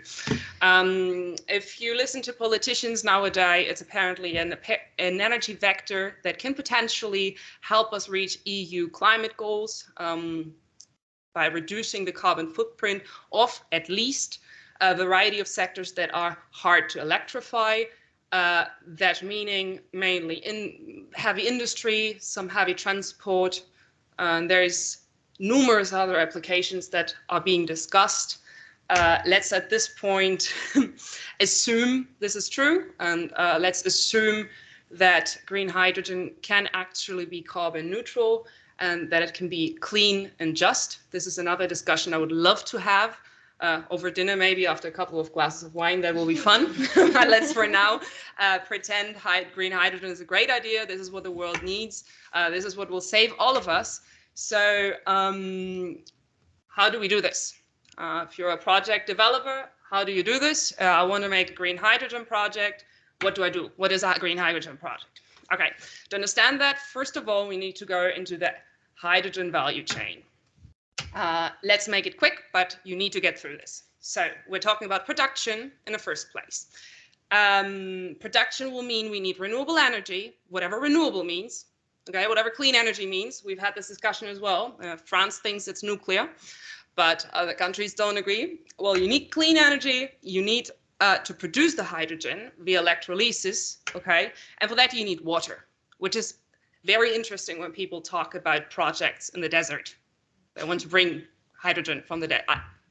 Okay, you need water, okay? Next thing you have to worry about is storage. From a technical point of view, extremely complicated. Also legally interesting, especially if you want to store underground. Next, you need to distribute it. Another big problem. What are people doing? They're working mainly right now through direct pipelines. So they make sure that an off-taker is close to them. They will build a pipeline, pipe the hydrogen over, and that's how they solve the riddle. Maybe they'll even self-consume if they've, legally melted into an entity with somebody who knows how to consume hydrogen. You could ship it, you can transport it by land, which is highly inefficient, or you could technically, people say you could feed it into the gas grid. That's right now not allowed. But if we had a gas grid that can do it, then we could maybe have a grid. And then it needs to be consumed. Theoretically, it can be consumed in the industry. Ammonia is the one talked about most. You can make green ammonia, which is a very important fertilizer. Apparently, you can make methanol, steel production. And in theory, any industrial process that needs a lot of heat could be using hydrogen. Rail, in Germany, they already have trains running. In Spain, if you believe the roadmap, by 2030, they want a couple of commercial train lines. Makes sense, the technology is there. Mobility, I'm skeptical about that. People driving around hydrogen cars, but the cars exist. Heavy transport, trucks, buses. There's buses running in Barcelona already. Aviation, Airbus wants to have a plane running with passengers in 2030. Power storage, nice issue if they make it more efficient. Heats in households.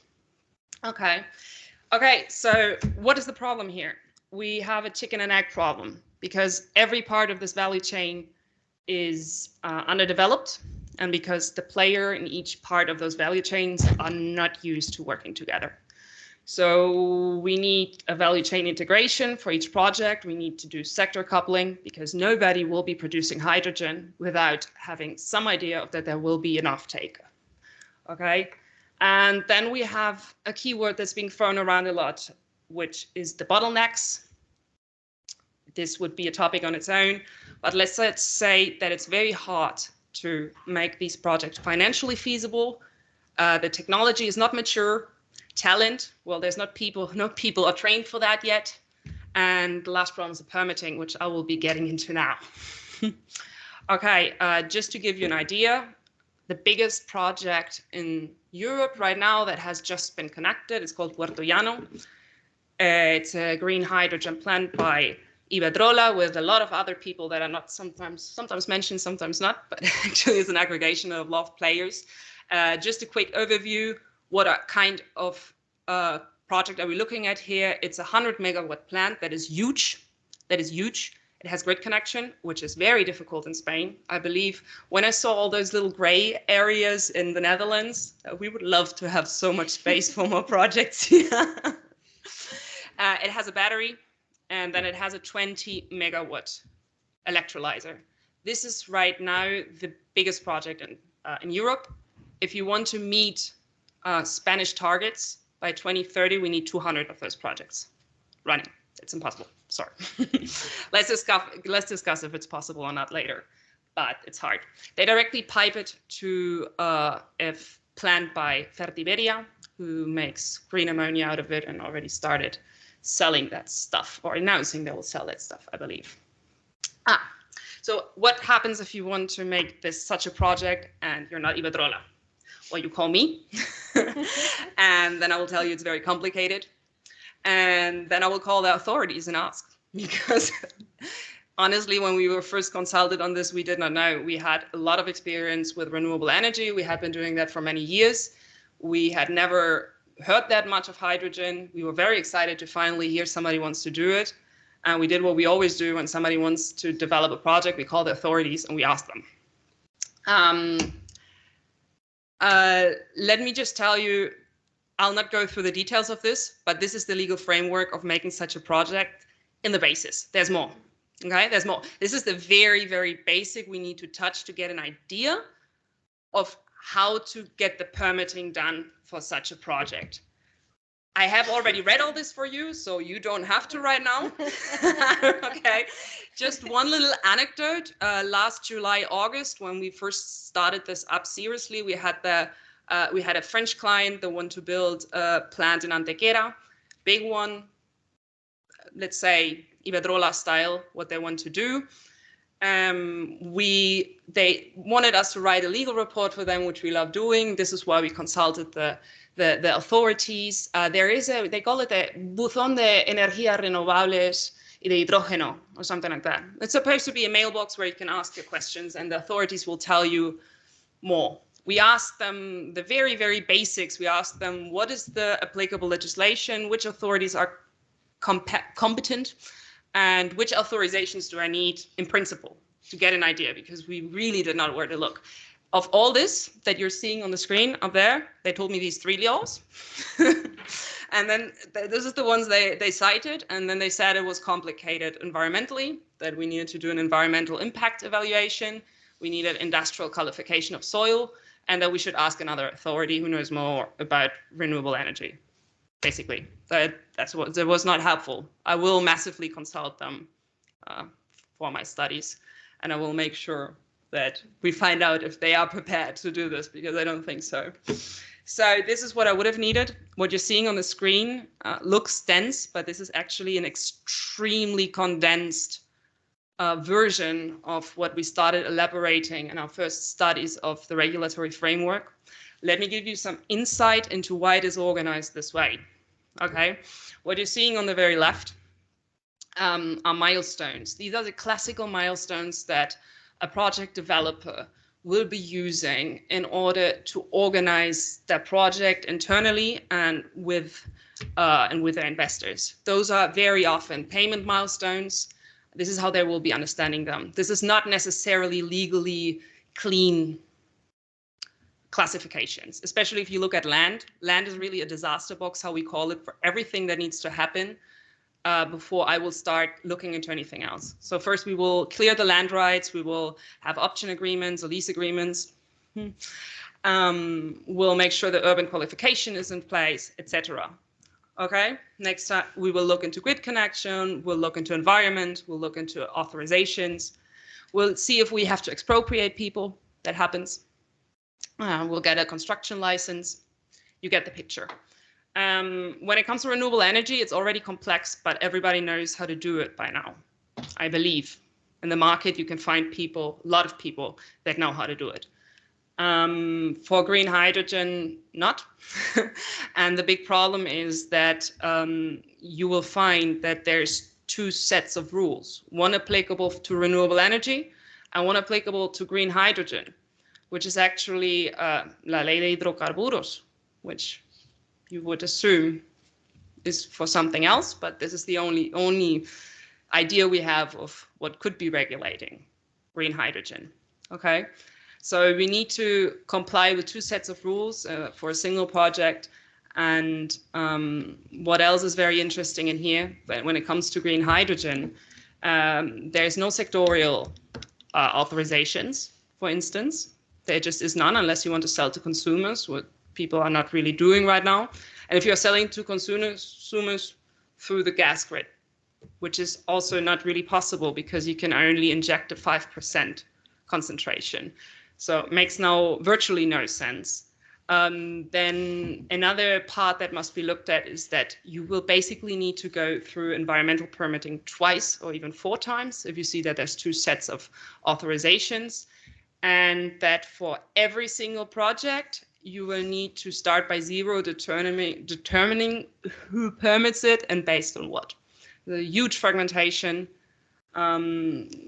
especially when it comes to environmental law. I think a lot of Spanish environmentalists here, I don't need to address that. And another important issue that we detected here, there's a second picture just like that with the competent authorities, was very complicated. Basically, you need to go to knock on a different door for each and every one of these steps, okay? So, yeah, here's the competent authority. I thought I took it out actually because I'm being too long. I get very passionate about this. So what can we conclude from the first revision we did of the regulatory framework and from the sort of reactions we saw in our clients, and also from first conversations I've had with many developers? Any developer I can find in any kind of Congress right now, I'm asking them and they all tell me the same thing. So what I was trying to find out is it feasible for them under these conditions, making a project here?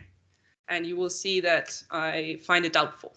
Yeah, we have, as I mentioned, diverse competent authorities on different levels. There is conflicts. There's conflicts where it's not clear who's competent, who feels competent, depending on whom you ask. There's certain special autonomous communities who love feeling competent, who love setting rules outside the scope of their competences. So there will be a lot of conflicts. There's numerous points of contact. Project developers do not like that much, unless you can handle it for them. It makes it longer, makes it more complicated.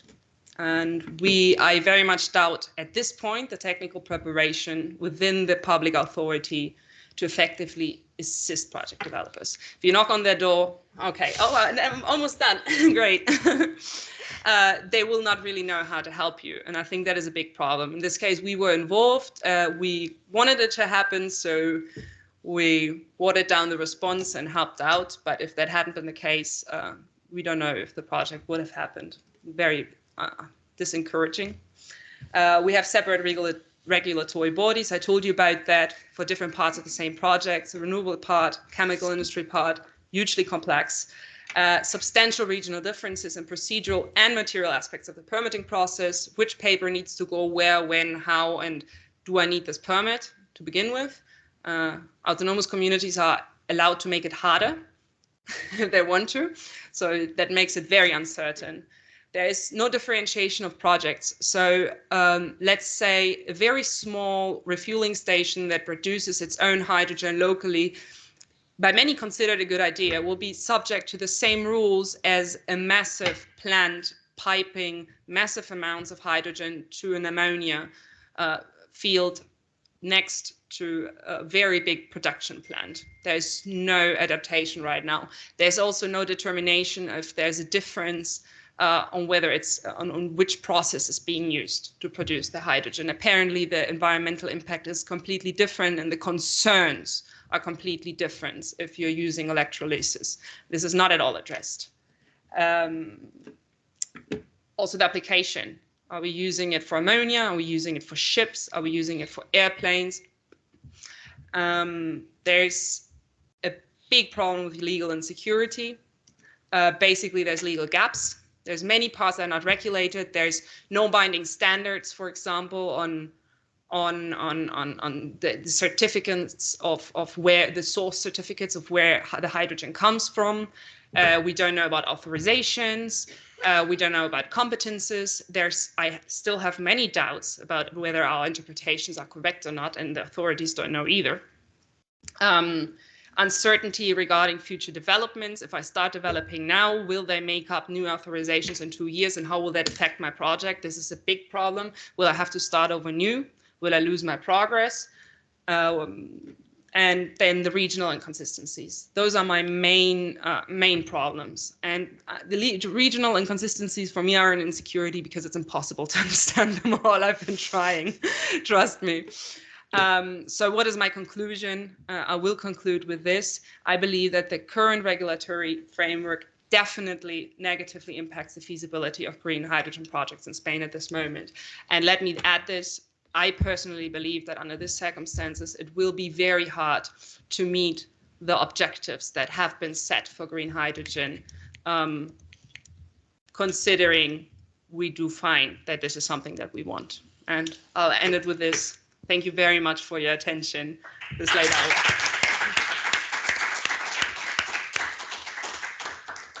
Thank you, Vanessa. Indeed. Pia. Vanessa, No, Pia, Vanessa. sorry. Don't worry. Sorry. Thank you, Pia. Indeed, in Spain and in Europe, recently there has been a lot of talk about green hydrogen, and it is important to pay attention to regulatory framework on this topic.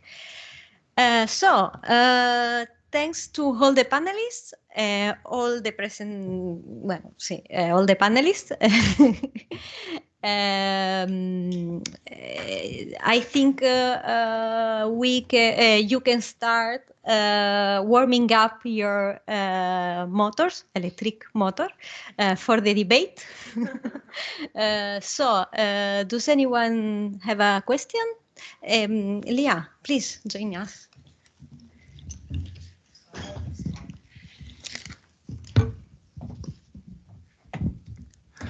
Thank you, Pia. That was a great presentation. And what I've understood from this is producing green hydrogen in Spain is hell. So don't go near it. So there's no need to even start with. But do you know of any good practices or better ways around Europe, around the world? I mean, it looks like it's really hard in Spain and it needs improvement, development, but is it the same all over the world? Or are there any really good established practices? Okay, well, thank you very much for this question. It's a brilliant question. It's one I've been trying to answer and that I'm working on answering. I will be happy to be sharing with you any results that I'm getting. I'm right now still studying mainly Germany and Austria, but I'm at a very early stage of the study, so I do want to get further into it. But from what I've understood, the basic fundamental problems of hydrogen regulation affect European countries thoroughly, because they're not a Spanish problem per se, but they're a challenge of the emergence and the very urgent implementation of a new industry that previously didn't exist. And that traditionally, those were sectors that have always been separate, and that in the way they are starting to exist now have never existed before. So it wouldn't have made sense for there to be any legal framework. Or let me put it differently, the legal framework made sense. It just doesn't make sense anymore. And I understand that this is something that is happening in all countries. I've seen that some countries are apparently, I've seen one thing that they are doing in Austria, for instance, where apparently for at least pilot projects and small projects, they're loosening the rules to a certain degree to allow feasibility studies, which I am unaware if they're doing that or if they're able to cooperate in that way in Spain. Maybe they did it for Iberia, for Iberdrola. I'm not sure how else they got this done. But apparently this mechanism doesn't exist here in that way, that it exists there. But I'm not at a stage where I can confirm to what extent rules should just be relaxed. I think we need what I think the conclusion I will be reaching is that we need a European framework that will then need to be implemented throughout the countries to set some ground rules, and it will take some years. But sorry, just to continue, isn't this on the way with a proposed new gas directive? Or because I'm completely out of the gas sector, developments there?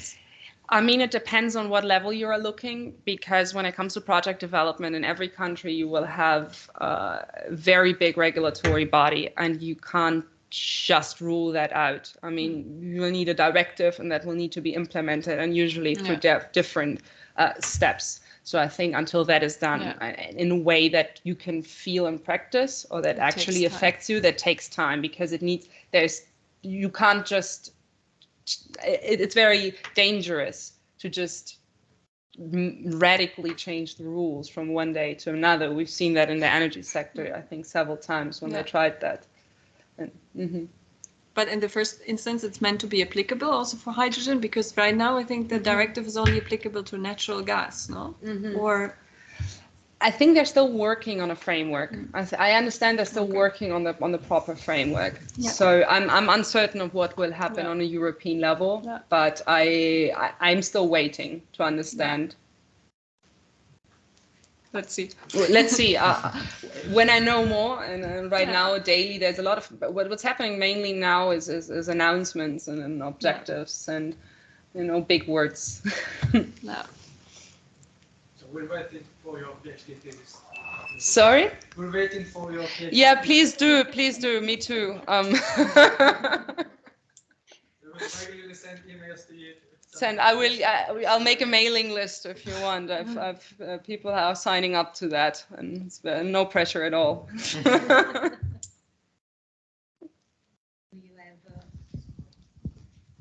I have one. Just to continue on that, because it's very interesting. Do you know if hydrogen is considered energy or a chemical in the EU? Okay, even that, that's a thing. And I think what we need to do here is we need to step back and maybe think if these classifications make sense anymore.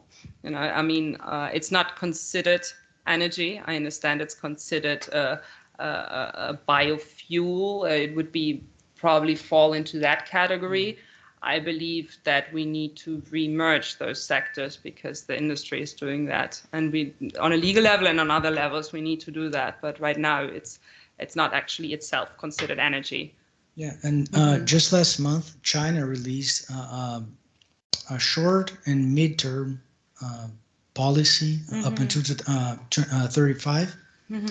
And one of the suggestions they're making, they're going to change the title. Instead of being a chemical or a highly whatever chemical they call it now, they're about to change it to call a energy source. And that's going to change. That's going to be an avalanche of regulations, because then they're going to be able to, if that comes, they would be able to produce in a whole different set of regulations that will highly drop the costs and make the production, the transfer, very, very cheaper than it is now.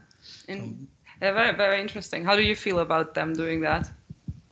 Well, it would kind of worry, because when the Chinese says they're going to do something, they kind of do it. They just throw people at it until it's done. So, I mean, anything that comes from China, I think, is highly debatable. I'm a little bit, especially there was some scandals recently about, some forced labor in the solar industry, and nobody's being able to confirm how many parts they're getting from there. But nonetheless, it was just because of the classification. No, very interesting. Thank you for that. That might have some impact in the near future, I guess. I think it will have. More questions?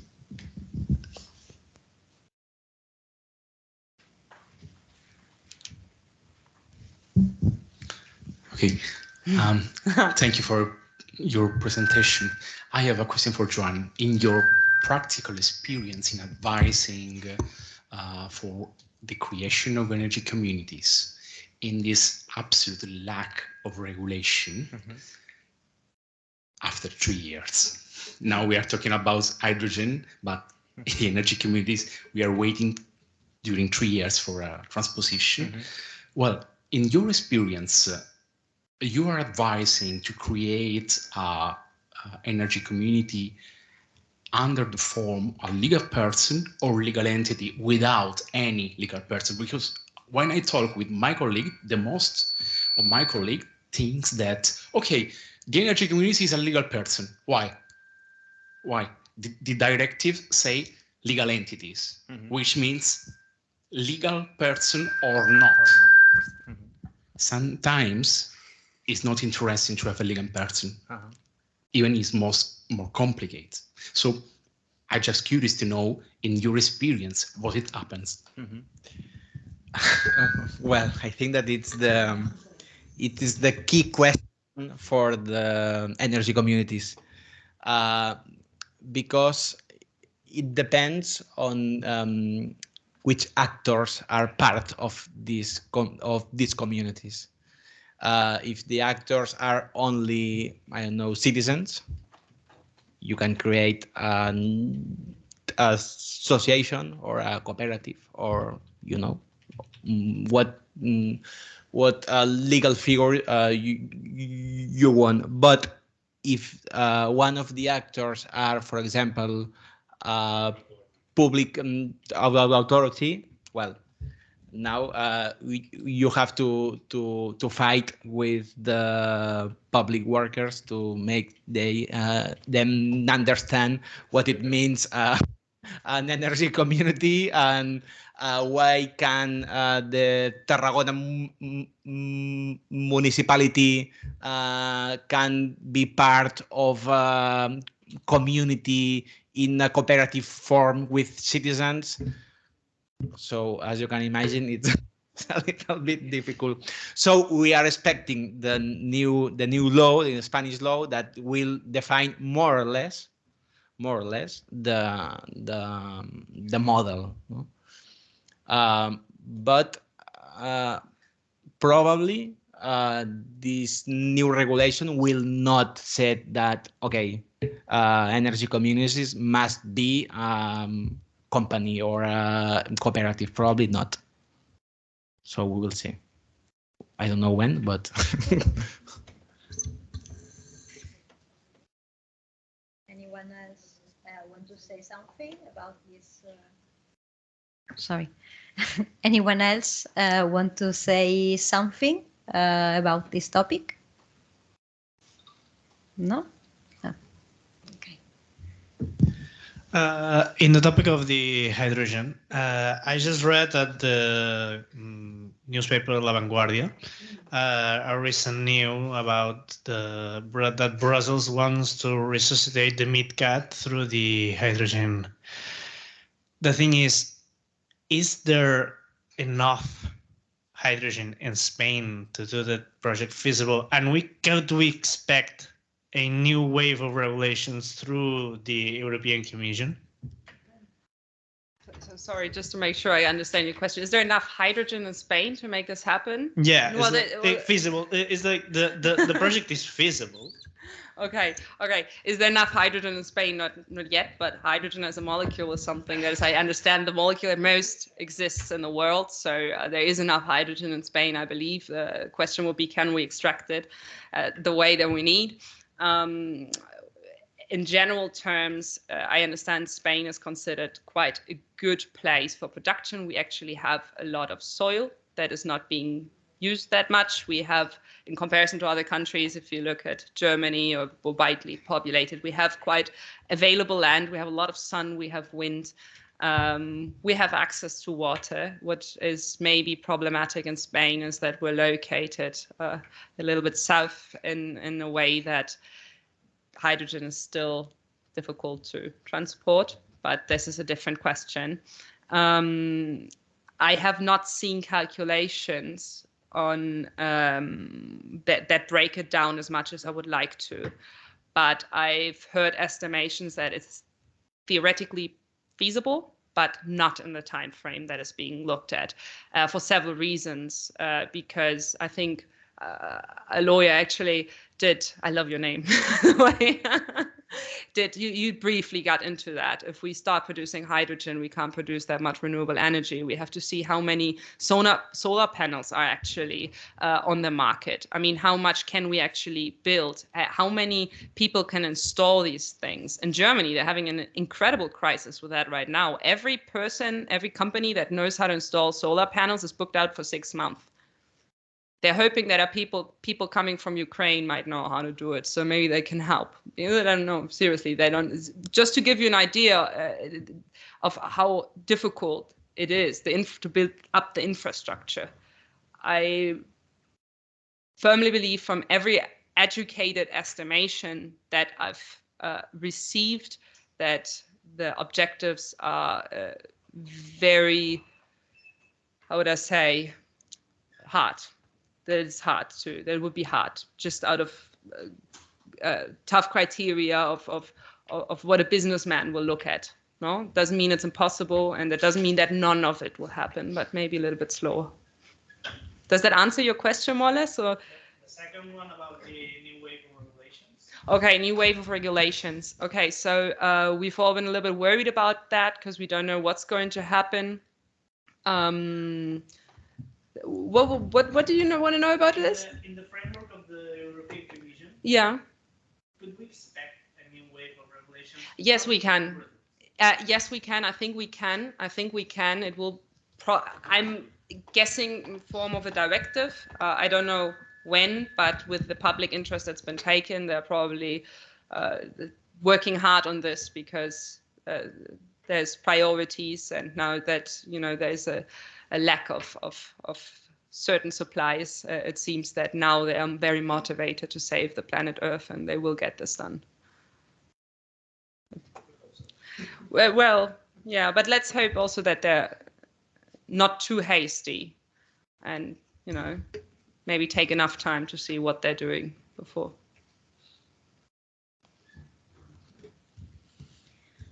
Okay. Can I ask one final question if you have time? Yes, you can. This goes to both Leah and Joan. So you both talked about the energy communities, right? And I'm really ignorant on this energy communities issue, so please forgive me if this comes out as really ignorant. So I could not understand the main objective of this democratizing the access. Yes, okay, I understand the concept. Everyone can access the energy with their own pace, with their own needs, but is the final aim that to make the people who cannot access energy right now to enable them to access? Or for example, you showed us a photo from Amsterdam. I don't really get the idea behind that, putting a new village in the middle of Amsterdam where everyone can access energy with low rates or with much cheaper form. So what is the main idea behind this energy community? Maybe I can start and then Joan can add from more insights from practice. Well, first to say maybe, and I didn't take enough time to explain this is also nothing new, the development, let's say, of energy communities that already emerged, but always depends on what you exactly understand of it. But in the European context, at least, first, kind of these alternative initiatives engaging in energy activities, this is as broad as I can define them, emerged mainly after the energy crisis in the 70s as a response to citizens being concerned about using fossil fuels and also about dependency from third states. So increasing basically a degree of self-sufficiency, say, okay, I don't want to be dependent actually on decisions by the state or waiting for the state to take actions. Let's take things in our own hands. This is basically, I think, the motivation of individuals engaging in this. And then you have, of course, you have also the phenomenon of people doing this individually. Consumers starting producing as they have their own roof, they install solar panels and they start doing things behind the metering point, so behind the connection to the grid infrastructure. They can manage their own stuff. Theoretically, it would be possible, let's say, if you have your roof, you have solar panels, you have a battery, maybe you have a heat pump, whatever, that you become largely self-sufficient, theoretically, yeah? Without needing a community as well, right? You can do this, but exactly, you can do this without a community as well. But what the additional aspect then of communities is, I believe, that not everyone has a roof, not everyone has the space, not everyone has the necessary, let's say, financial means to install all this. So in a community, apartments, for example, apartment building blocks could you could even become creative and start thinking, well, could this also be maybe offices? Can your employer maybe also be an energy community for you? And you start. I mean, this is now a step further, but the general idea is of communities. I think can be cooperatives indeed, but the general idea is some alternative organizational form to generally established production and supply companies. And then, at least in academics, like these two components were established. Okay, what does actually make energy communities?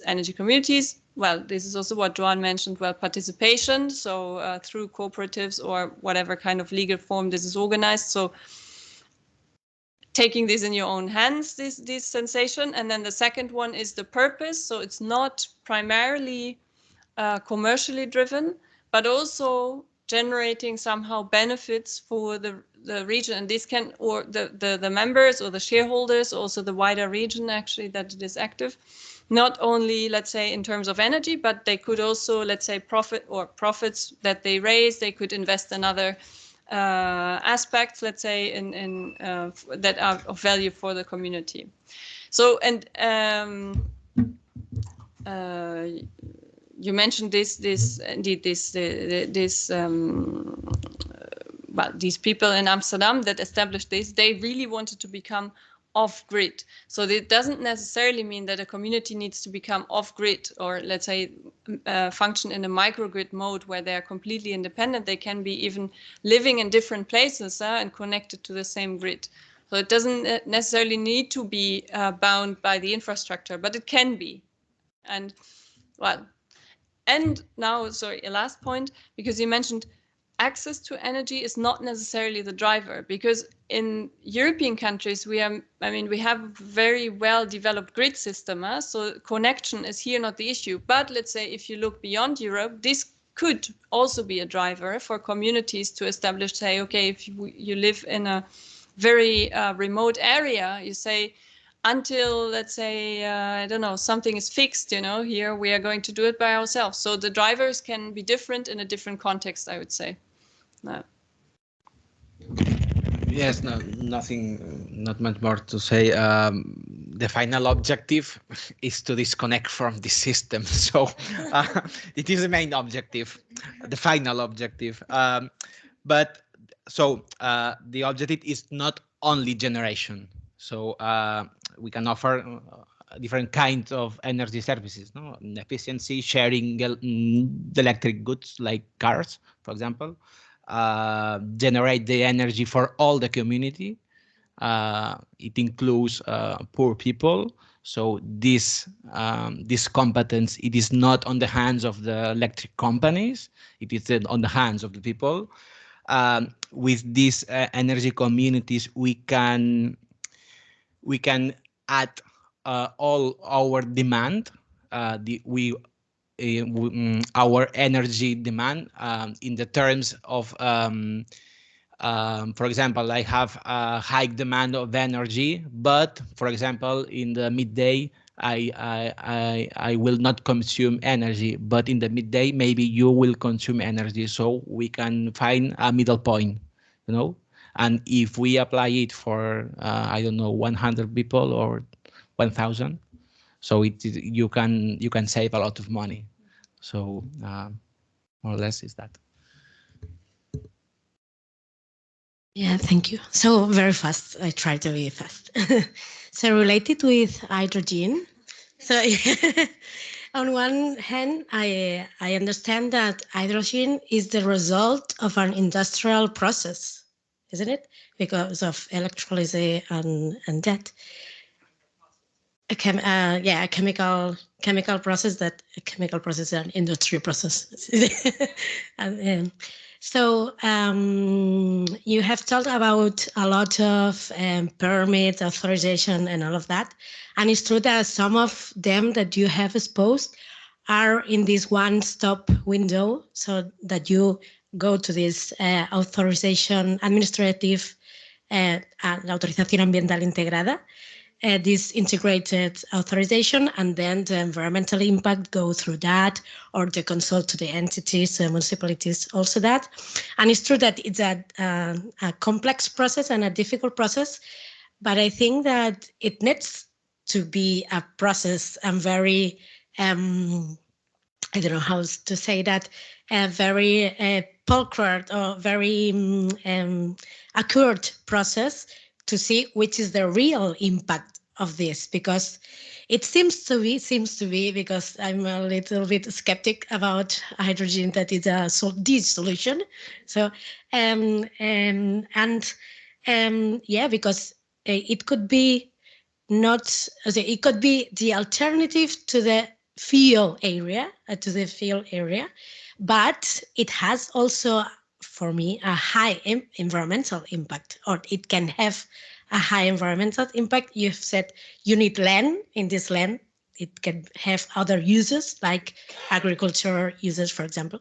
You need water. So in Spain, we are not a very rich country in water. It rains a lot sometimes, but we don't storage it, then it's a problem. And in Puerto Llano, I didn't know that in Puerto Llano there was a plant, but Puerto Llano, I think that it's not a very water area, or I have seen that there are some pantano, I don't know the name, but some water storages, and also it needs renewable energies. And then we go that we need these raw materials that this morning was talk about this, the impact in the global south. And it's like a circle that then the question is really hydrogen clean and just? You don't have to to answer that, but I wanted to make this more reflection that directly a question. Thank you very much. I love your reflection. Thank you very much for it. I think this is one of those elephants in the room. It's something that has not completely been solved. I would not be able to tell you, yeah, it's absolutely clean, it's super just, and we should just do it and not worry about the consequences. I would never say that. I think there's many issues you just pointed at there, and I don't think I will be able to solve them for you at this point. Some of them are of a very technical nature, which me as a lawyer, maybe I should not be the one assessing them. This is mainly which impact does it have. I think you are very right when you say that this must be assessed. But I think we need to talk about two extremes here. We need to say what needs to be assessed, how, and how can we do this effectively without you losing too much time and resources unnecessarily on the way. And maybe there are ways of doing it more efficiently that will actually bring better results. That's the question that's raised in this area, from my opinion, that this can probably just be organized better, which does not mean I would never represent a person that will try to defend that this should not be assessed, or that all these authorizations, I think they are there for a reason. We need them, especially I think there's a lack of authorizations in some parts and an excess in other parts. Okay. When it comes to whether it's just at this moment, I think there's hardly a yes, because there's many parts that will be needed for such a project that come from places that we know are not working justly. As per the availability of water, I know that they are technically working on solutions for that. You could technically, theoretically, if you have enough energy for that, you could look into using wastewater. People are doing that. You could look into using maybe even seawater. There's ways of processing this. So there is solutions. It does not necessarily mean I take away your drinking water. That would probably not be optimal. I think when it comes to these kind of approaches, what maybe we need to try and do is maybe putting it out there, we can fight over this, as there will be collateral damage. There's the chicken and the egg. If we try to solve all the things that are not clean and just on the way, we maybe never get there, because there needs to be some first steps to be done to go in the right directions. And if we look at alternatives, then maybe hydrogen could be a greener evil. Okay. Okay, thank you all for your contributions. I think it was a very great panel, and we ended the day with more questions than answers. And I think it is a great achievement. Before we say goodbye, I would like to thank all my colleagues from the organizing committee for choosing me as moderator of this panel, despite my very bad English. And thanks for the great job they have done for this hybrid version of TIEC. Thanks also to Leah, thanks to the panelists, and to all of you who has joined us today online or in person. So, okay, let's get a photo out, and see you tomorrow for the third panel of TIEC. Don't miss it, and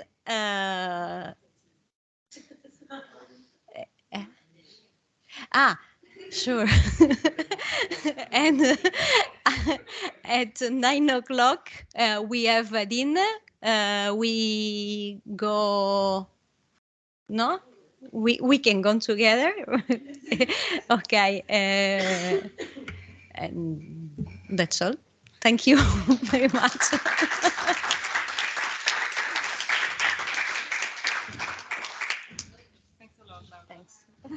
Thank you. Sorry for my English.